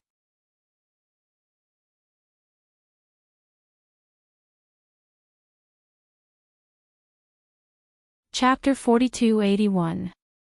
Xiaoyao Sect. Everyone in the Heavenly Charm Palace doubted their ears. What? Xiaoyao Sect. Why is it Xiaoyao Sect again? Where did this Xiaoyao Sect come from? How could Mu Yen care about their reactions? As soon as she said this, her fellow apprentices, who were afraid of ruining her plan, quickly moved closer to the magic crystal platform. Mu Yen jumped off the magic crystal platform without thinking and hugged 4th sister Lan Yuma. Then, the other people of the Xiaoyao sect also hugged her. Reuniting after a long time, the soul-stirring battle on the floating island a few months ago, the heart-wrenching separation of life and death, all seemed like a lifetime ago at this moment. 2nd brother, 4th sister, 5th brother, did you all see the announcement I left in the Tianguang ruins? The excitement in Mu Yan's eyes could hardly be concealed. She missed Di Mingju and longed to see Di Mingju and Xiao Bao, but she wasn't that worried. Because before she fainted, she clearly remembered that she saved Di Mingju. And she and Xiao Bao had a mother and son connection, so she would definitely feel it if something happened to Xiao Bao. Since Xiao Bao was safe and sound, he must have been saved by Di Mingju. But the disciples were different. That was the first time she used Nirvana of Stars. Mu Yen didn't know if Nirvana of Stars could really save the 6 disciples who had already breathed their last. What if it couldn't? What if only a few people were saved? If they were like little Marshal Uncle and Qi Wen, Mu Yen didn't dare to think about that result. Now that she could see everyone safe and sound, how could she not be ecstatic? Oh, right, 3rd brother and Xiao Qi. As soon as Mu Yan's words left her mouth, she saw a man in black slowly pushing a wheelchair towards her. The weak man sitting in the wheelchair had a gentle smile on his face that never changed. Who else could it be other than the black-bellied 3rd brother of the Xiaoyao sect? Mu Yen said happily, 3rd brother, you're here too. Chu Moli said with a faint smile, I couldn't get a place for little sister, I'm really sorry. Mu Yen looked at him as if she was looking at a monster. 3rd brother, you actually know how to be sorry. I think you're sorry that you almost don't recognize you. Pfft. The members of the Xiaoyao sect couldn't help but laugh out loud. Chu Moli didn't get angry in the slightest, and said unhurriedly, that's true, but it's just a formality. Little junior sister doesn't need to take it to heart. But... He pauses for a moment, then takes a deep look at Mu Yen. His lips then open and close, spitting out a few syllables. These words were spoken very softly, only Mu Yen could hear them. Her eyes immediately widened as she looked at Chu Moli in shock. However, just as she was about to speak, she saw Chu Moli raise his index finger to his lips, making a shushing gesture. Mayan suppresses the peculiar feeling in her heart, and her expression remains the same. Yun Ruhan sighed softly. The only regret is that little 7 didn't come. He didn't know if it was because he didn't see the summons in the Tianguang ruins, or because he couldn't make it to the hidden abyss before the heavenly enchantment banquet. Luo Yu, who was still looking at her senior brothers and sisters from the spectator stand, was already on the verge of tears. "Boo-hoo, I'm here." After being stunned for a moment, everyone finally came back to their senses. What kind of sect is this Xiaoyao sect? How come I've never heard of it before? Moreover, it's clearly a sect for us human spirit cultivators. How did a demon race sneak in? Hearing these people's discussion, Leng Yuma sneered, who said that a human spirit cultivator sect can't have a demon race. Our Xiaoyao sect does. Do you have any objections?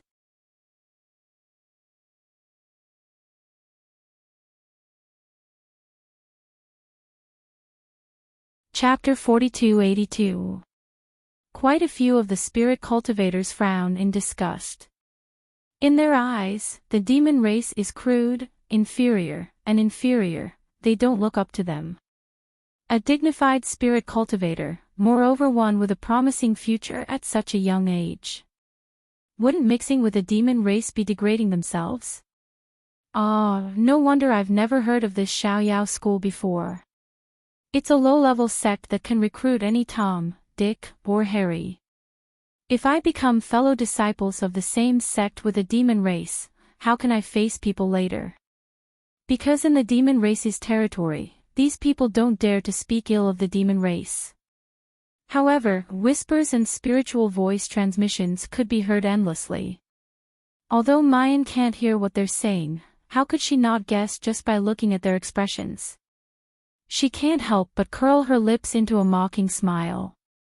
She takes a few steps to the front of the magic crystal platform, and watches the man leisurely walking down from the platform. Thus, the 10th round of the betrothal contest came to an end. There's naturally no suspense about the result. From the moment Di Mingju stepped onto the magic crystal platform, the other 9 people were doomed to fail. Especially since those 9 people are all spirit cultivators.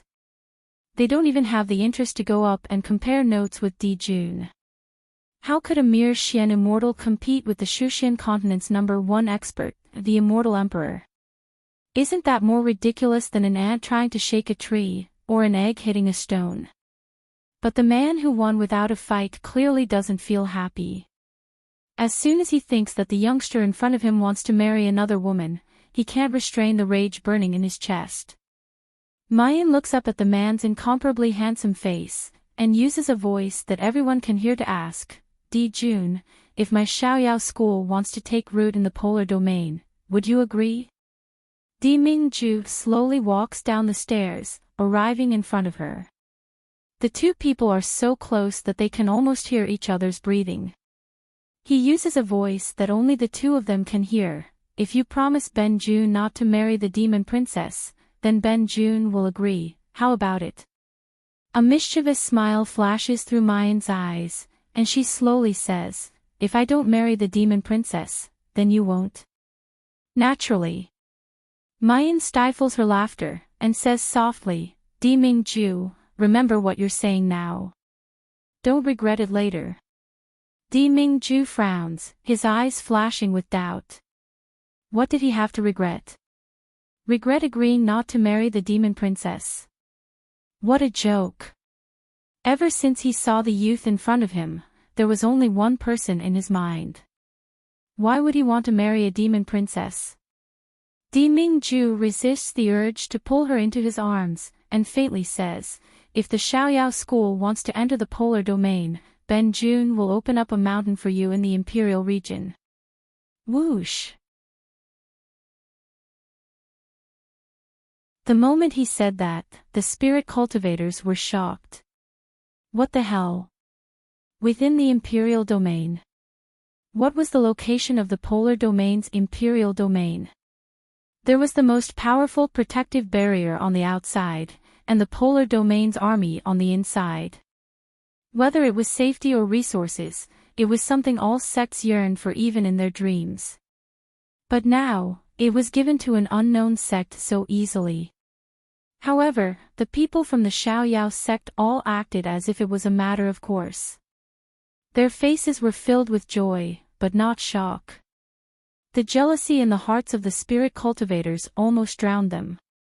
However, at this moment, the cold voice of Jun Shirtian came from the main seat of the Heavenly Charm Palace. There is no need to go to the polar domain. As long as the Xiaoyao sect is willing to stay in the hidden abyss, you can choose the location of the Demon Imperial Palace. You can choose the Shumi mustard seed space. Everyone sucked in a mouthful of cold air.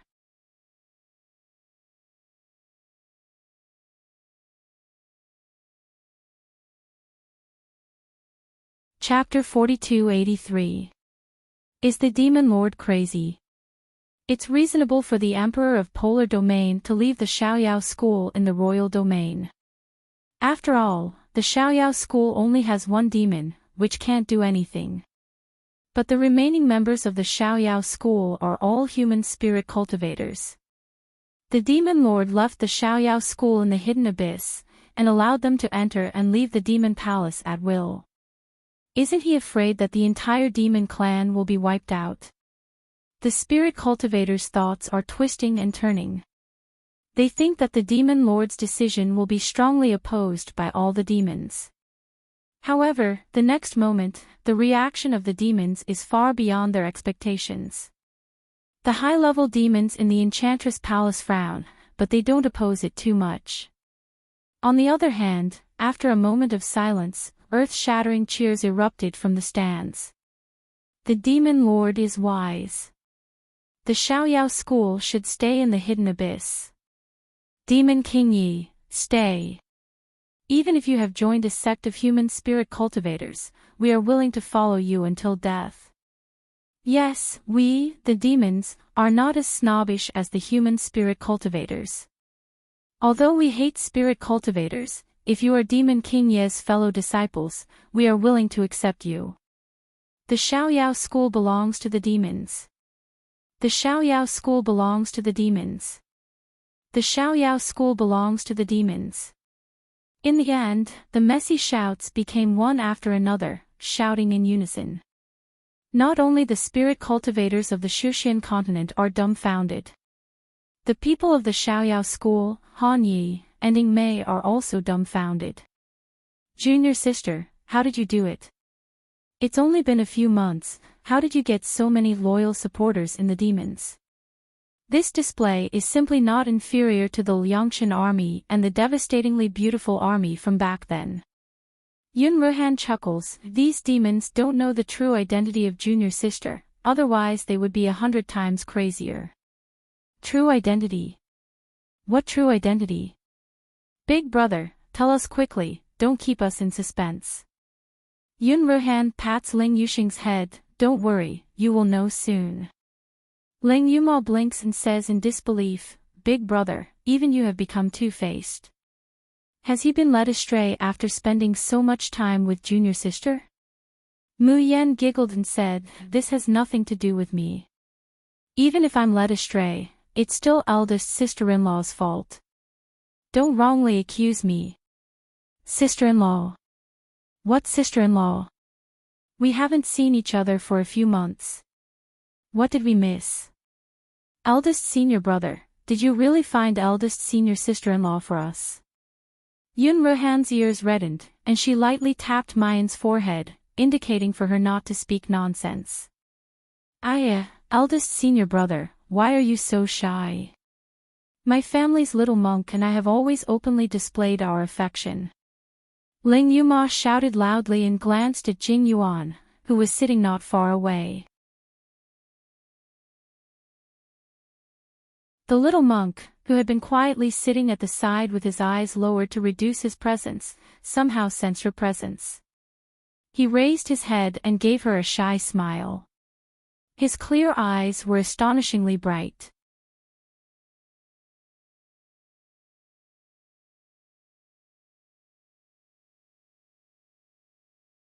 Chapter 4284.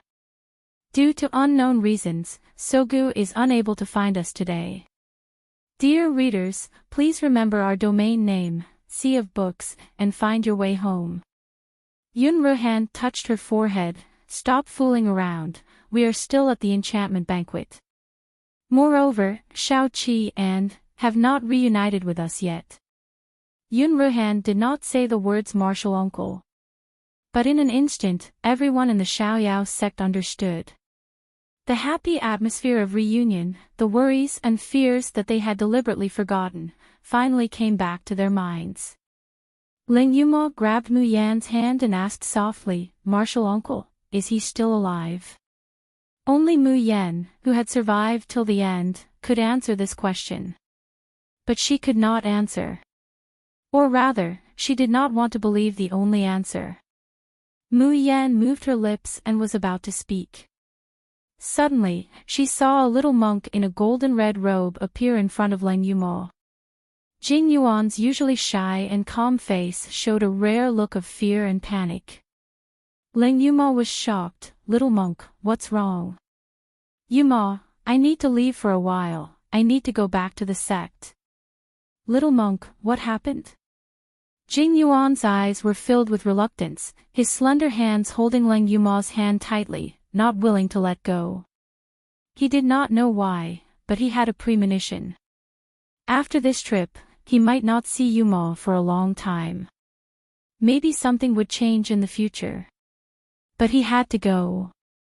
Every direct disciple of Debii Temple was bound to the spirit bell in Debii Temple. Once Debii Temple was in trouble, the spirit bell would ring in their sea of consciousness. The last time the spirit bell rang was a few months ago. He did not go back that time, but he received the news of second brother's death. This time, the spirit bell rang even more intensely. This proved that the misfortune in Debii Temple was even more terrible and tragic than second brother's death. Master Bodhidharma and eldest brother were in the temple. He could not sit back and watch them be in danger. "Yumo, wait." He wanted to say, "Wait for me," but the last word was stuck in his throat. Even his master, Bodhidharma, was unable to deal with such a formidable foe. Could he really escape unscathed? If Umo waited for him, and he never came back, Umo would never come back. Jing Yuan closed his eyes, and his figure began to fade away. Ling Yumo pounced forward and reached out to grab him, but she passed through his figure. "Little monk, where are you going? At least tell me where you're going." The figure in the golden-red kasaya finally disappeared completely. In the end, there were only 3 words left in Ling Yumo's ears, or rather, only in her ears. Debii Temple. Debii Temple. Ling Yumo's eyes widened. Because of the forceful tearing of space, the entire heavenly charm palace shook slightly. Di Mingju, Jun Shitian and the others all turned their gazes towards Jing Yuan. Jing Yuan came to the submerged abyss to accompany Ling Yumo. Since he was in the Yin-Yang sect, he had concealed all of his aura and tried his best to reduce his sense of existence. Because he didn't deliberately search for him, even Di Mingju and Jun Shitian didn't notice his existence. But in order to rush back to Debii Temple, he couldn't care about anything else. When Jing Yuan's figure completely disappeared, Mayan and the others came back to their senses. "Fourth sister, what's wrong? Did something happen to Great Master Jing Yuan? If there's really a disaster, I'll ask Demon Lord and Di Mingju for help."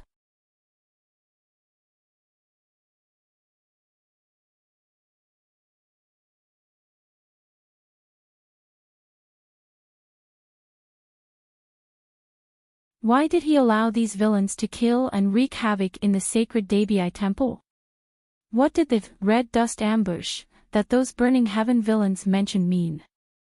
Could it be that Debii Temple had really done something outrageous? The young man's almost perfect face flashed through Jueming's mind.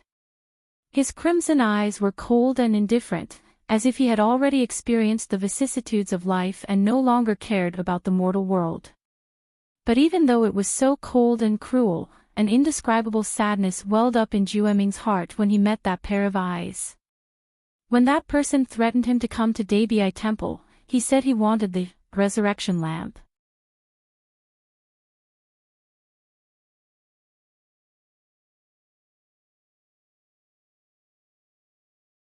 Chapter 4286. Why did he want the Lamp of Resurrection? Why did he lead the demons of Fentian to Debii Temple for a bloody massacre? Jueming looked into the distance with a pale face. It was a battlefield that no one dared to approach.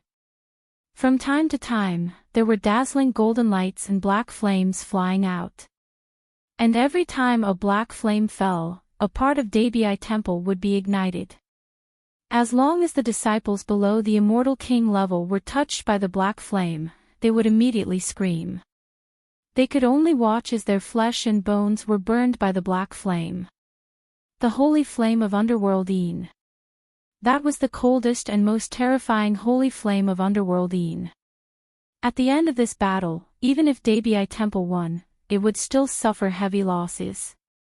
Jueming did not know how much time had passed. Suddenly, there was a loud bang.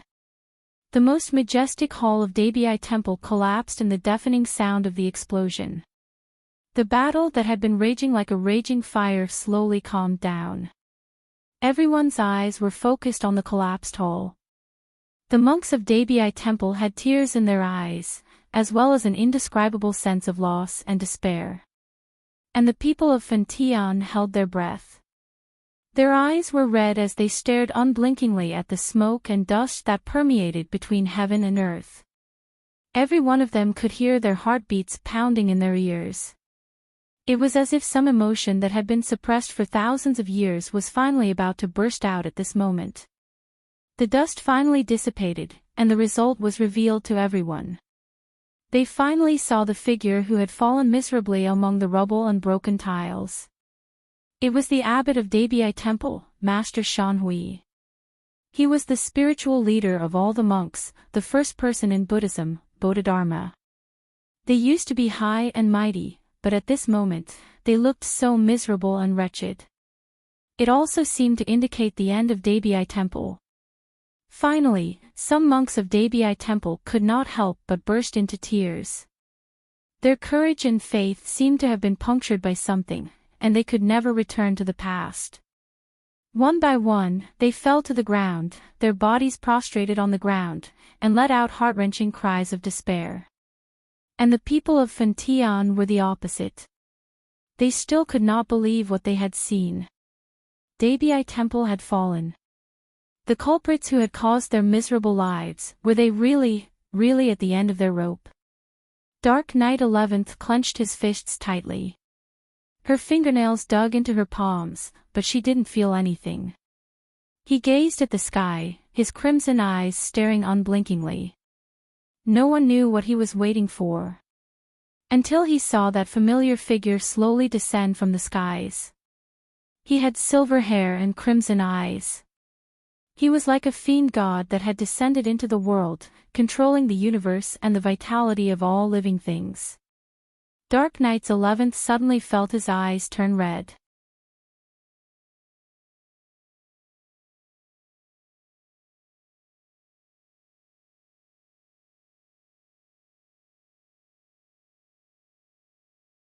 Chapter 4287. Due to unknown reasons, this site is suddenly unavailable on Sogu today. Please remember the domain name, Sea of Books, and find your way home. Ha ha ha, repent and be saved. Before Luo Yunxiao could answer, Anya 11 roared hysterically, "Damn bald donkey, why didn't you repent and be saved when you made us the hosts of the mortal tribulation? What did we do wrong? Why should we be deserted, alone, and finally tortured to death? Shut up." Cough, cough, cough. Shanhui wiped the blood from the corner of her mouth and said angrily, "Debii Temple does everything for the sake of the common people. We never seek personal gain. Sacrificing the hosts of the mortal tribulation to protect the thousands of creatures in the 3 realms and 6 realms was the only way my master could save the world. We, Debii Temple, have never had any selfish motives. But you, Luo Yunxiao.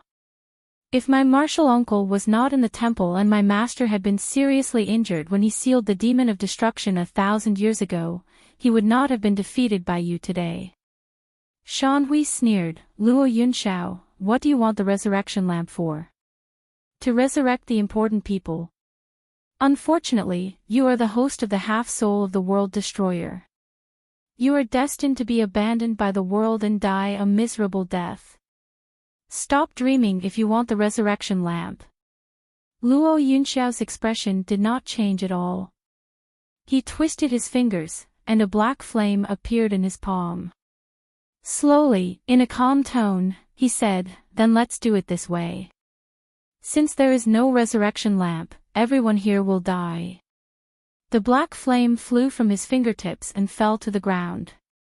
It was different from the black flame that only burned the surrounding area. As soon as this black flame fell to the ground, it began to burn wildly and spread. In the blink of an eye, the whole Debii temple was enveloped in flames. The monks at the Immortal King realm hurriedly opened the protective shield to protect the disciples around them. But their faces became paler and paler, and their bodies trembled violently. Their eyes were full of despair and sorrow. Everyone knew that such a protective shield would not last long. Soon, they would be burned to ashes by the dark unholy flame. Weeping, begging, and cursing filled the air. Shanhui screamed, "Luo Yunxiao, don't you dare! Our Debii temple is the leader of the righteous path in the world, the sacred land of Buddhism. If you dare to destroy Debii temple, the spirit cultivators in the world will not let you off." Bodhidharma closed his eyes and said in a hoarse voice, "Benefactor, if I give you the lamp of resurrection, will you really spare the monks of Debii temple?" Luo Yunxiao faintly replied, "Yes." "All right, I'll give you the soul resurrection lamp." "Master!" Shanhui screamed. There were also monks at the Immortal King realm who cried out in alarm.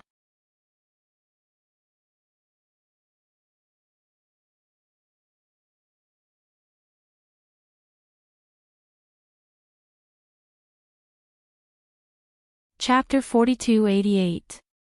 The only Shaoyao sect that belonged to him in this world. As long as the Shaoyao sect could return, he was willing to pay any price. Bodhidharma looked at the fluctuating emotions in his eyes. He suddenly closed his eyes and murmured, "Master, Grandmaster, did we make a mistake? Was the red dust ambush really wrong?" "Master!" Shanhui shouted. "Master, we are Debii temple. How can we compromise with evil? I'd rather die in battle than submit to this demon and let him take away our temple's treasure." Bodhidharma sighed softly. "Amitabha. Shanhui, you're willing to die in battle. But what about the monks of Debii temple? What about the people of Mercy City? Don't tell me you want them to pay with their lives for the karma we sowed." Shanhui said agitatedly, "Everything we did was in accordance with the will of heaven." "What karma? The red dust ambush is the only way to save the world." "Master, we did nothing wrong." "No." Bodhidharma shook his head and suddenly flicked a prayer bead in front of his chest. The prayer bead flew towards Luo Yunxiao and landed in the center of the resurrection lamp. This prayer bead contains the items of extreme yin and yang that Debii temple collected to resurrect Wu Che. "You'll have to rely on yourself for the other half, Benefactor Luo." Luo Yunxiao looked up.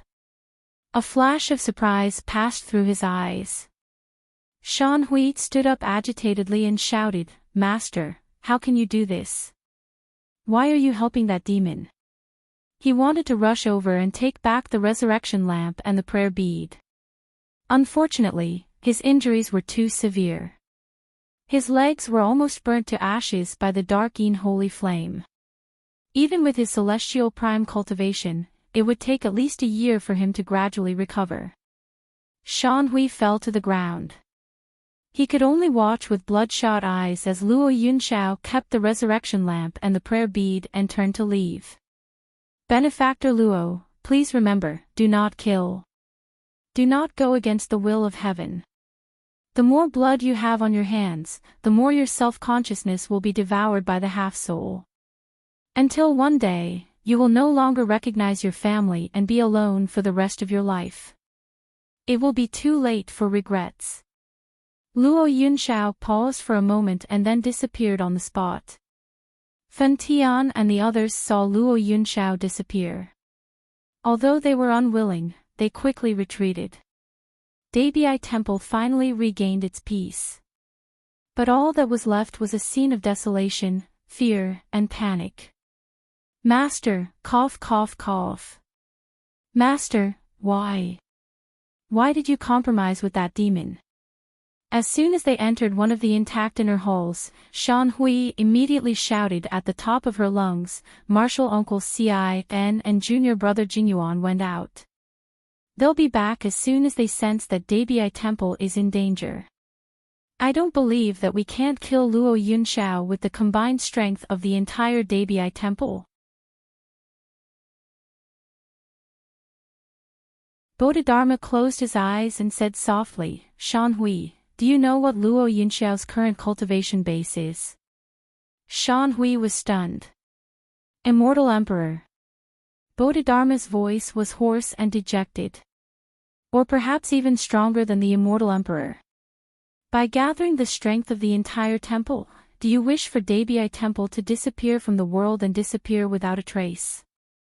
If you and I join hands, we can't even seriously injure him. Do you really think that with Ci and Jing Yuan, we can win? Even if there's a chance of winning, will Debi Temple still have its former glory? Shan Hui listened in a daze. The anger and unwillingness on her face were gradually replaced by fear and confusion. Bodhidharma smiled bitterly and said, Moreover, the killing in the mortal world is the cause, and today's ending is the effect.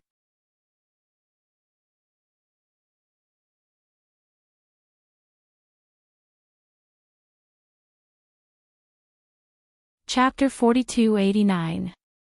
Bodhidharma smiled bitterly. Moreover, the worldly tribulation is the cause, and the current outcome is the effect. We chose these people to be the hosts of the worldly tribulation for the sake of all living beings in the world. But the pain and harm we caused them is also real. Wu Chei's death and the heavy casualties in Debi Temple are the sins we have committed, and we have to bear the consequences. Shan Hui covered his face with his hands. Through the gaps between his fingers, he saw his burned legs and felt the powerlessness and pain in his body. His body trembled uncontrollably, and he kept muttering, No, we didn't do anything wrong.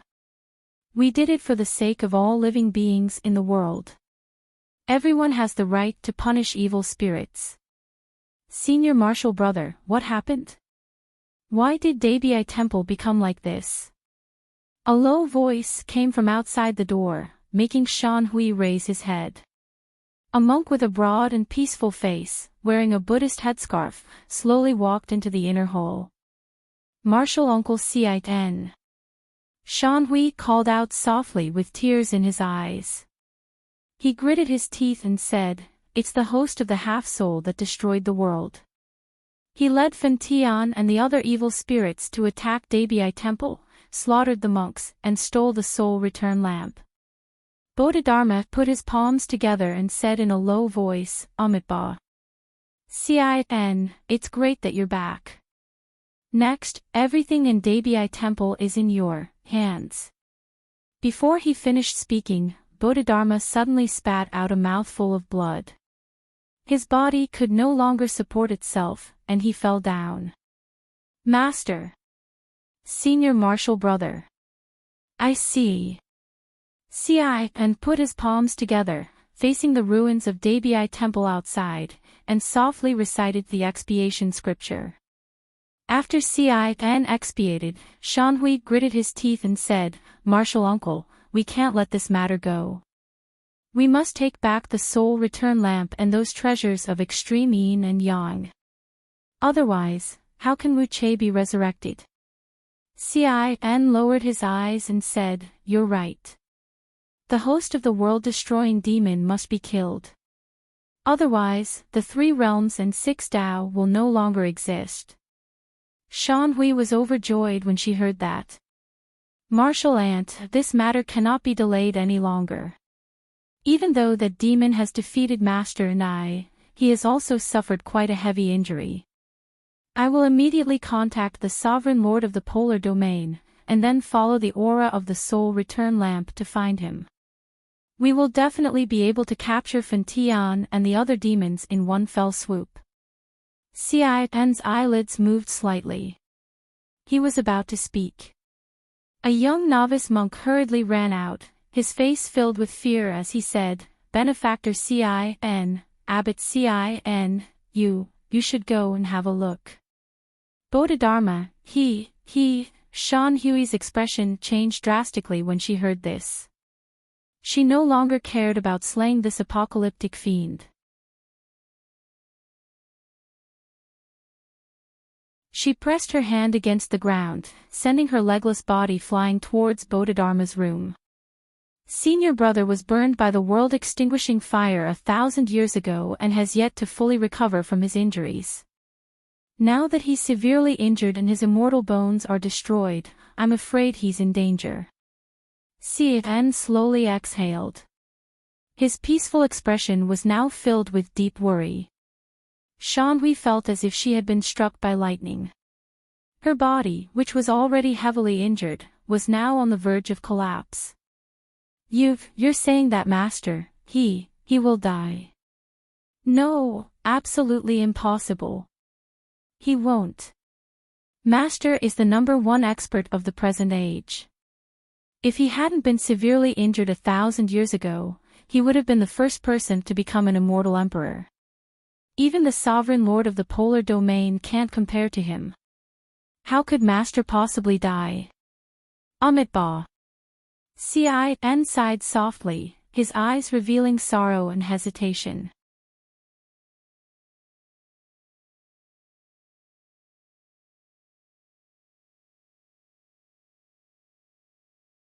Chapter 4290. Martial Uncle, there must be a way to save Master, right? I'll go to the Polar Domain to find the Sacred Ancestor Medicine King. He has an elixir that can bring the dead back to life. He can definitely save Master. Cian took a deep breath as if he had made up his mind. If we can find the Sacred Ancestor Medicine King, then Senior Brother may have a chance to live. But now Senior Brother is like a lamp without oil. If he doesn't breathe, I'm afraid that even if the Sacred Ancestor Medicine King arrives, it will be too late. I will use all my strength to hang on to Senior Brother's last breath. Shanhui, take the elders out first. By this time tomorrow, if I succeed, you will immediately go to the Polar Domain to find the Sacred Ancestor Medicine King. If I fail, alas, maybe it's God's will. Shanhui looked at Cian with gratitude. His legs had been crippled by Luo Yunshao, so he couldn't kneel now. He could only kowtow to Cian. All the monks in the room knelt down and looked at Cian with worship and hope. When Bodhidharma was defeated, they thought the sky had collapsed. Their hearts were full of pain and despair. But now they realized that Martial Uncle Cian's cultivation was not much weaker than Bodhidharma's. As long as he was alive, Debi Temple would not collapse. The door of the main hall was slowly closed. Cian sat cross-legged in front of Bodhidharma. He gently knocked the wooden fish in his hand. Immediately, a ray of light emitted and enveloped the whole room. Cian's eyes stared unblinkingly at the pale, unconscious Bodhidharma in front of him.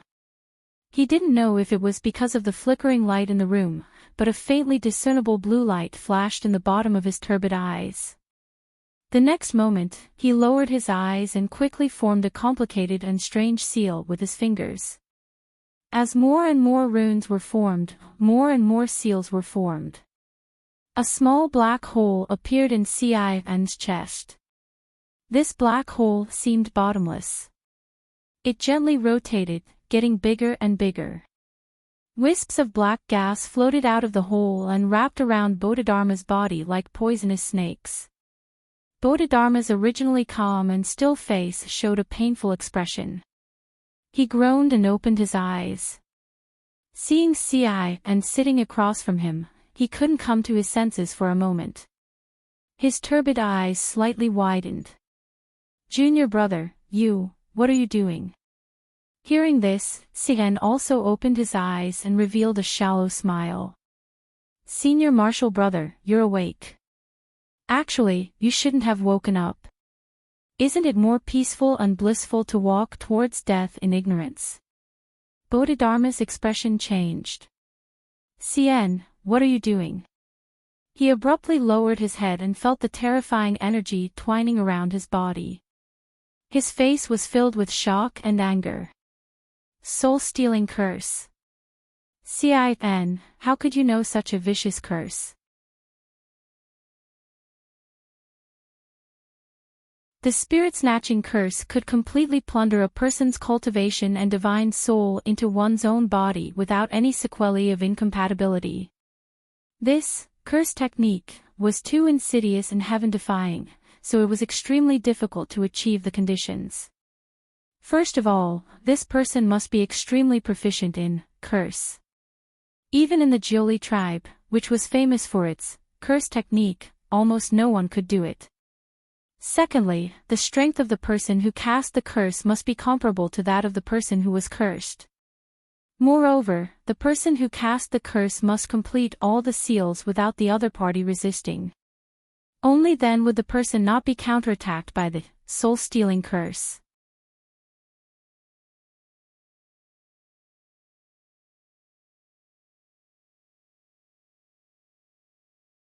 Chapter 4291.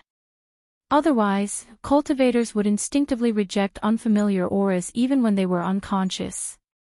Not to mention completing the soul-stealing curse.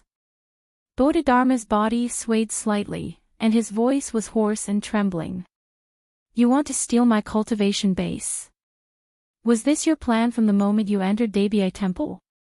Cian gently smiled and slowly said, You can't say that.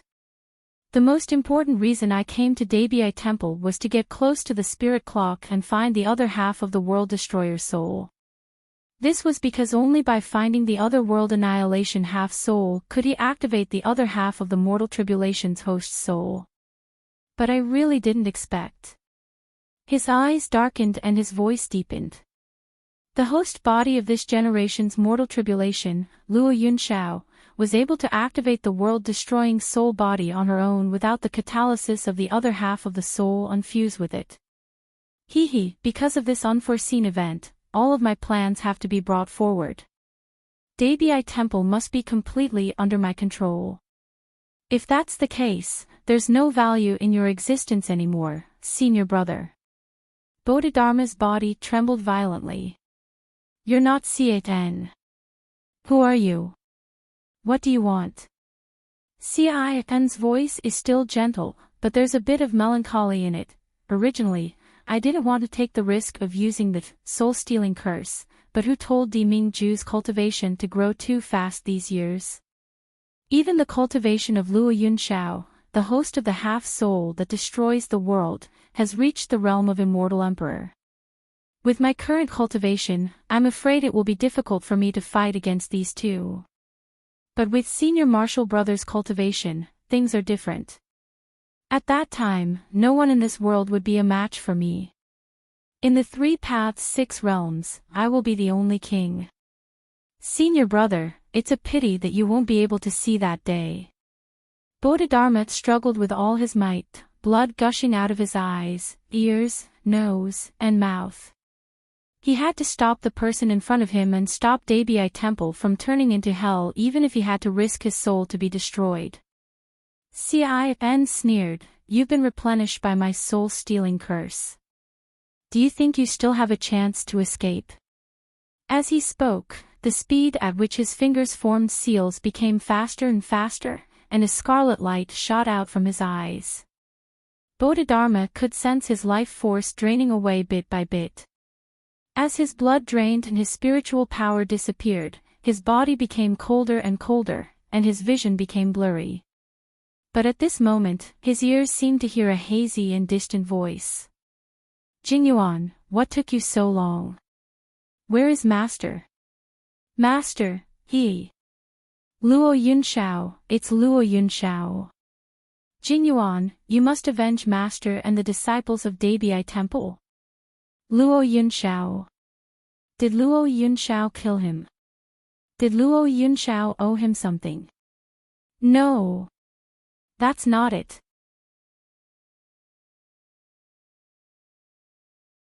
It was him. Debi Temple owed Luo Yunxiao. The red dust ambush was meant to kill one's emotions and heart.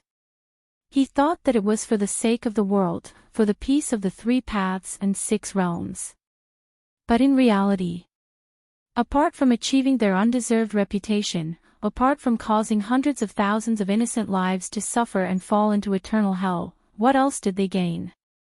Was he wrong? The Red Dust Massacre, Debi Temple, and the world of righteousness, were they all wrong? Amitabha, Bodhidharma murmured an almost soundless Buddhist mantra. Suddenly, his eyes widened and he spat out a mouthful of blood. The blood splashed on Ci's face, and suddenly turned into a golden flame that burned. Ci's face changed, and a trace of anger flashed across his eyes. You're tuning into the LoveLore Library YouTube channel. We're so grateful for your support, and don't forget to subscribe to join us on this incredible journey through captivating stories.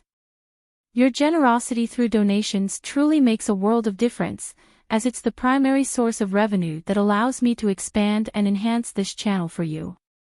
Thank you from the bottom of my heart for being a part of this adventure.